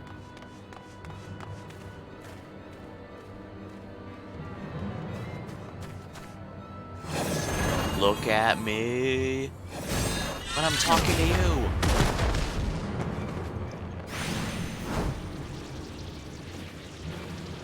Stop this at once.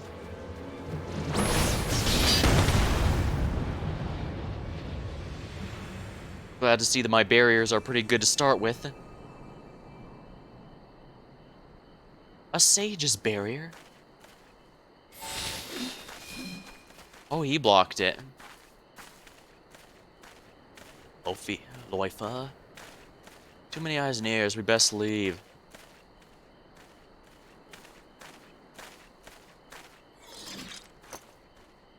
I don't know who you are, but I don't care. Don't get in our way again, and you've been warned. Wait.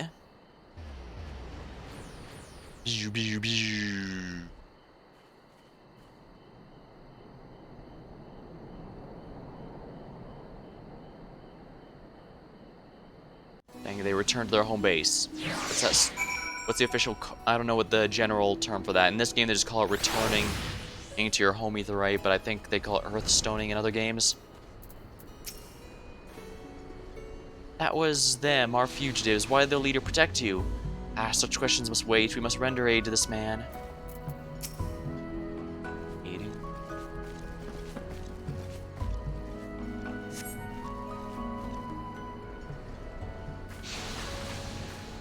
At least starting at 70 means I can do Stormblood content immediately.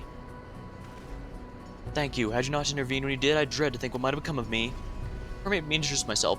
Aldrinette of Charlian at your service. Truly? I'm Charlian too, a recent graduate at the studio, in fact. Would you mind telling us what happened? Oh, that an alumna should come to my rescue. Thalek watches over his own. As what happened, what's to say? I was going about my business when they set upon me without warning or provocation. I see. What is your business, if you don't mind me asking? Healing. Provision of that is. I'm a sage, you see, and I travel the realm, providing treatment gratuity to those who cannot afford it. A sage besides! One of your assailants, that Vera man, was also using sage magic. Was he known to you? No, I've never so much as laid eyes on him before. I do have an inkling, however, as to why the villains came here. If they use sages aught for ill, and their destination is likely to be Saint Mokanen's Arbitorium. The Arbitorium? What could they seek in that abandoned place? Following the Exodus, the cultivation of certain plants became forbidden in Charlian, but that which can no longer be found in the motherland still grows freely there among the potent but dangerous herbs. I see. That does stand to reason, I dare say it was for your knowledge of... That does stand to reason, then. I dare say it was to your knowledge that the fugitives attacked you. You two are a sage, yet you do not appear to be Charlian. How'd you come by your soul crystal? The good people of this Technon had entrusted that crystal to me, and when it exhibited a strong resonance to his presence, I'm entrusted it to him. Oh, then you were chosen to inherit. Is something amiss, Master of Balgene? No, 'tis nothing. I was but struck by the remarkable providence of cross paths with sages so far from home. Ours is a reclusive nation, after all. Our policy to observe and not intervene. This did not sit well with me, so I left Charlene behind, as great Master Louis Swall once did, though I would never dare equate myself to him. I too believe it my duty to alleviate suffering in the world. Oh, that's what brought you. You're a noble soul, and I commend you to your resolve. Well, he does appear to be wearing healer gear, so... Well, I must return to the road. Thank you for coming to my aid. Until next we meet, let us both endeavor to seek out new knowledge and possibilities, and for the betterment of mankind. There's definitely quite a handful of Charlians who would rather use their knowledge to help others. Even the Astro job trainer is there because they didn't like how Charlian was staying neutral to everything. Let's head right to the Arbitorium once. Given what we know of fugitives, I had considered they might be after the knowledge sealed in Great Gobal Library, but Spalchnate presents a compelling theory. And for an all but proven theory of my own, a quarry have clearly enhanced themselves with sage magic. I suspect as much given what they stole, but the leader's actions earlier leave no room for doubt. Not that it gives us any greater insight as their ultimate goal. Regardless, to use a sage's crystal for ill is unforgivable, and I'll not rest until criminals are brought to justice. Right, to the Arbitorium. Our mission aside, I dare say it's an ideal place for your training. And one of the nice things about the Isleshire here is you can use your mountainside to travel across it very quickly. It's not an especially large area, but it's nice, you know?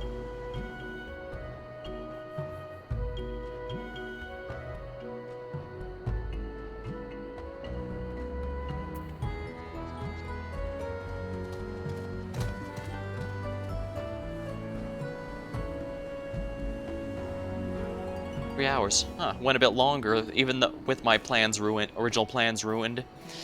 Oh well, that's how it goes sometimes.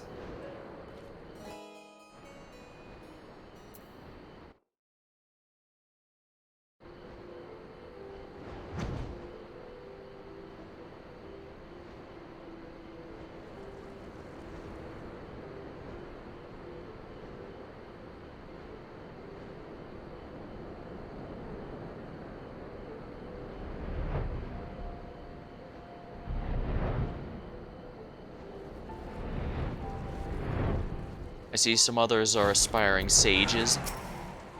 By the scholar, so this is the Arbitorium. For all the illustrations, I did not think it so immense.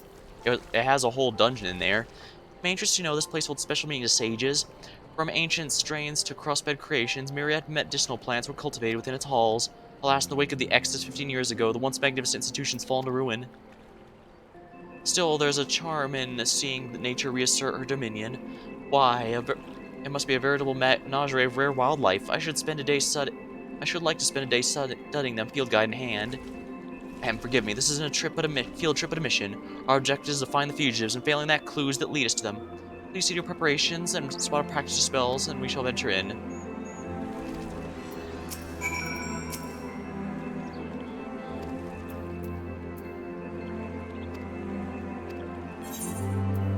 Here we go. Here we go. We shall end on the sage's introduction.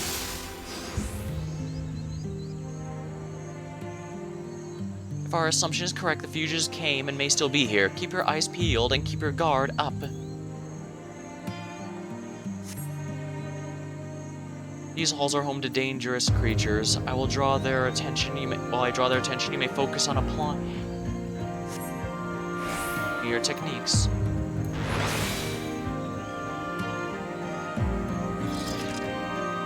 So, shall we practice some magical fundamentals?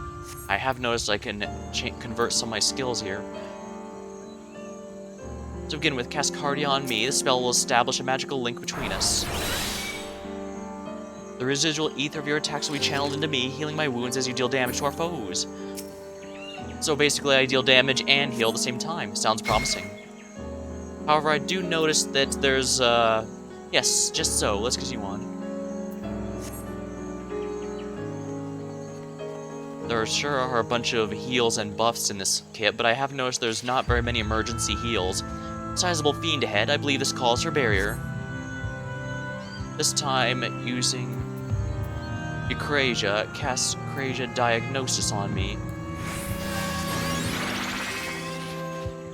This will bestow a barrier on me that bestows both protection and healing.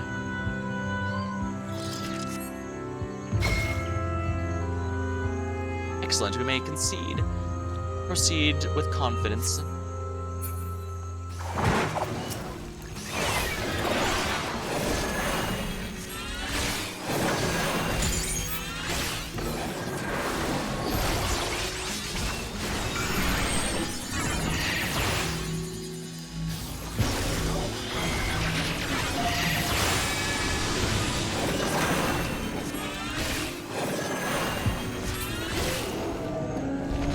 Here. Let us head deeper into the Arbitorium.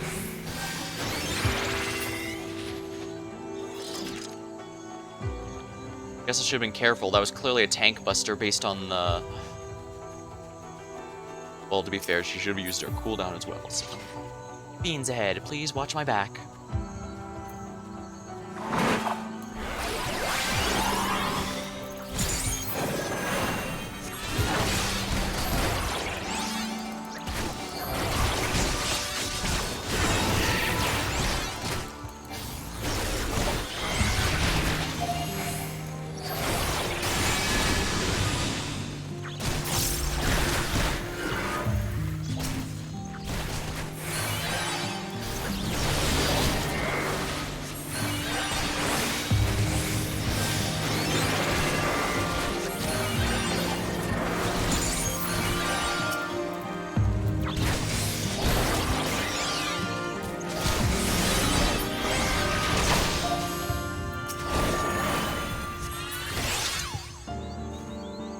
Impressive. To see how well you wield them, one would not think you a novice.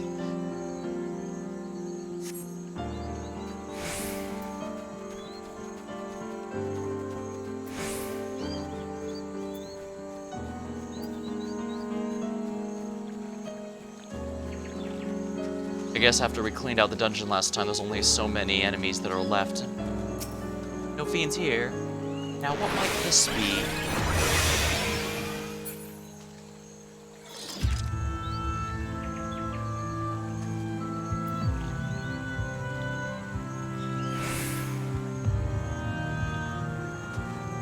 Oh, I have to look at here. A peculiar trace. Some manner of plant seems to be harvested here. I identified by the remaining parts. However,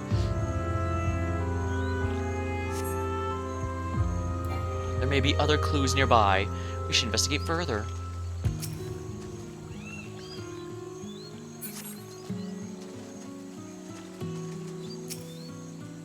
Flurries of tiny bubbles break the water's surface. Some manner of creatures hiding beneath the lily pad, it seems. An impression of the edge of the lily pad suggests someone knelt here, perhaps to draw water.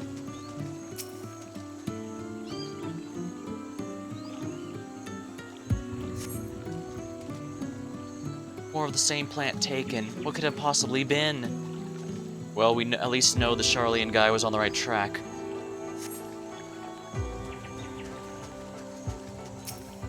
Resting at the bottom of the pool is an animal carcass overgrown with plant life. Perhaps it fell in while foraging for food. Fine scorch marks are an evidence of leafage, perhaps those left by sage magics.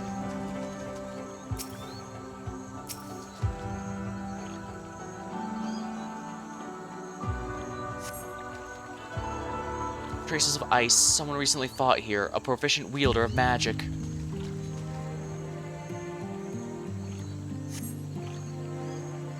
Fugitives may be close. Stay on your guard.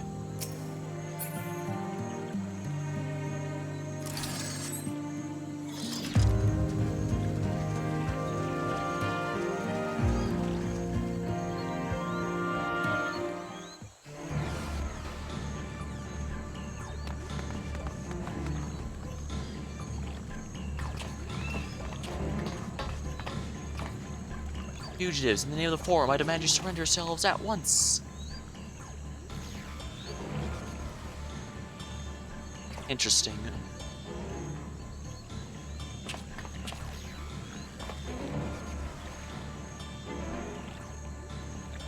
Of all the weapons to bear against us...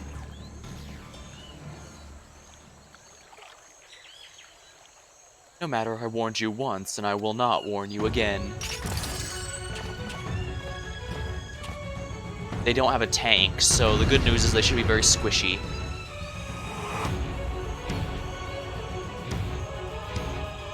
Defeat Lofia and his accomplices. I've got this. Stand back.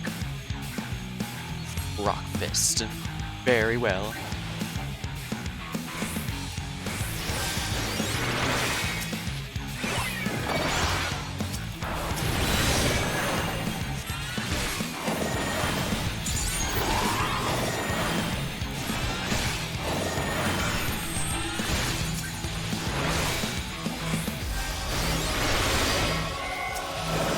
Threat. I gave as many shields as I possibly could.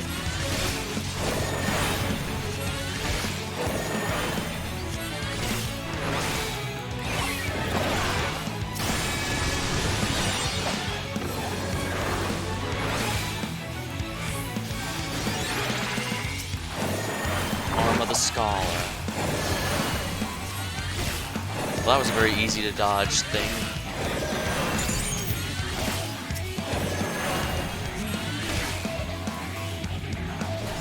Let's finish them all, quickly.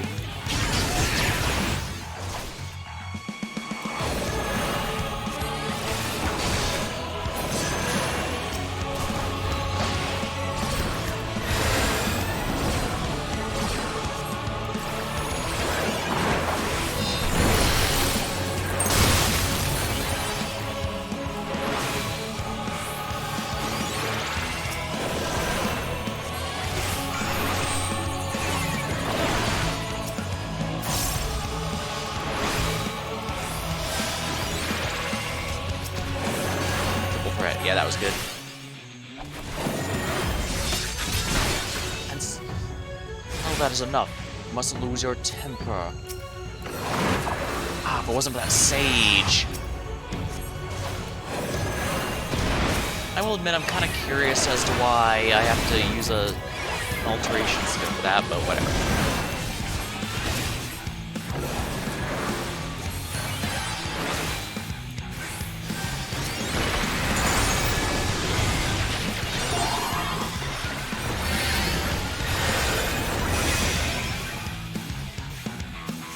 Nothing left of you but ash.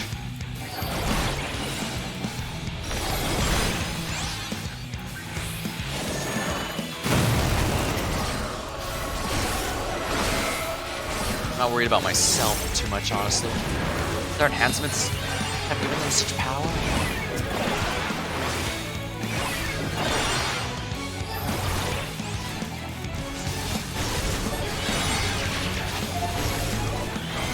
I'll return the favor and take care of the sage. Finish it. Understood. Stand back. Oh, no, you don't.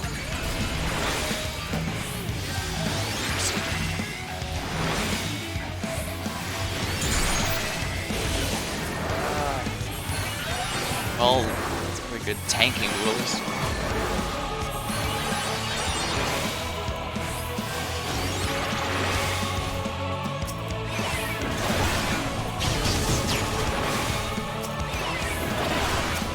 Yeah, Lofia's healing him, so I need to take out their healer first.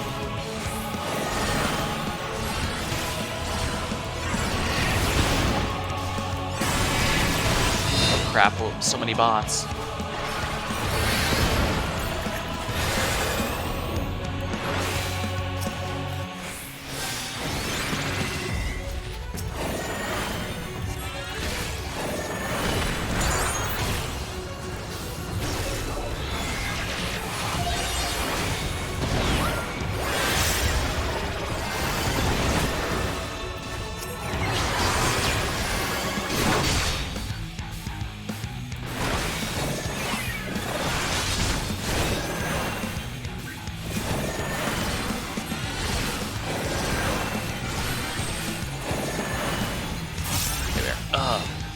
Well.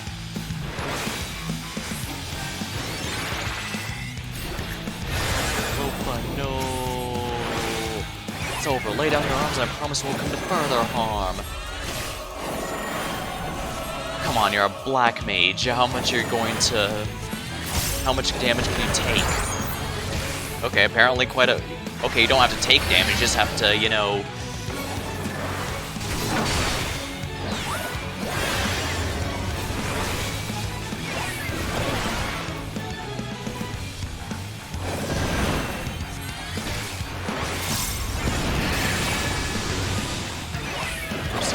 to use the charge on this. Here we are. Duty complete.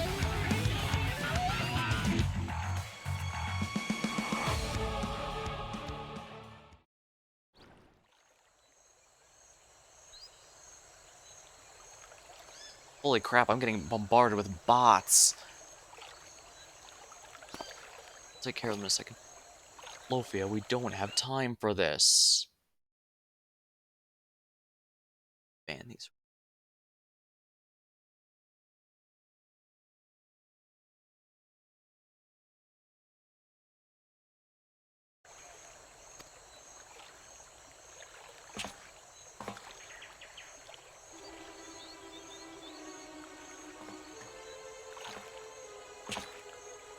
You held your own against the enhanced.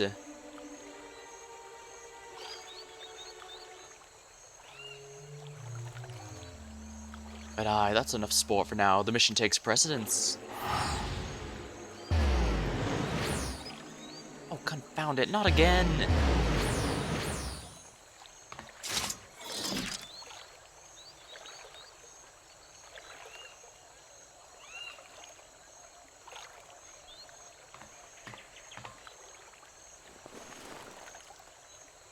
What's this?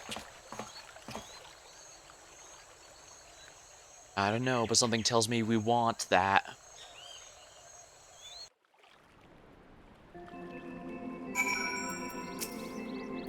The pouch they dropped contained a plant. Whatever it is they came for, I shouldn't doubt. Just a man of herb, but not one I've seen in the course of my studies. And as I made my way out, I stumbled upon what appears to be a dyer by the entrance, though much of its contents is magically obfuscated. I could make out some terms, so we can assume belong to a sage. As we continue our pursuit, I'll work on lifting the enchantment. When you have a moment, please feel free to peruse the contents in Isleshire. On that note, let's head back to the settlement.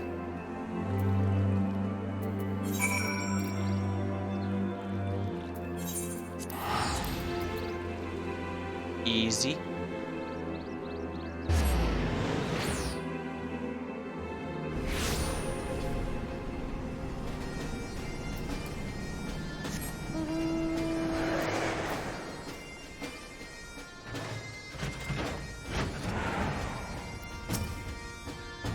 I've dispatched the plan to Charlene for identification.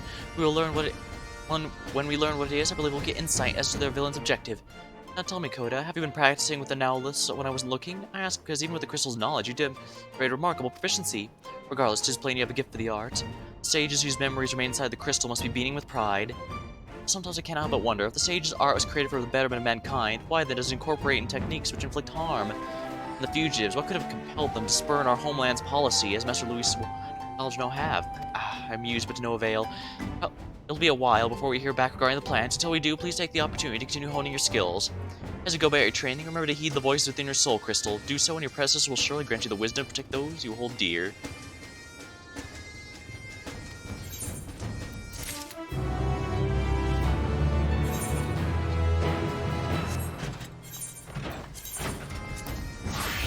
Well, I'd say that's good enough for tonight. And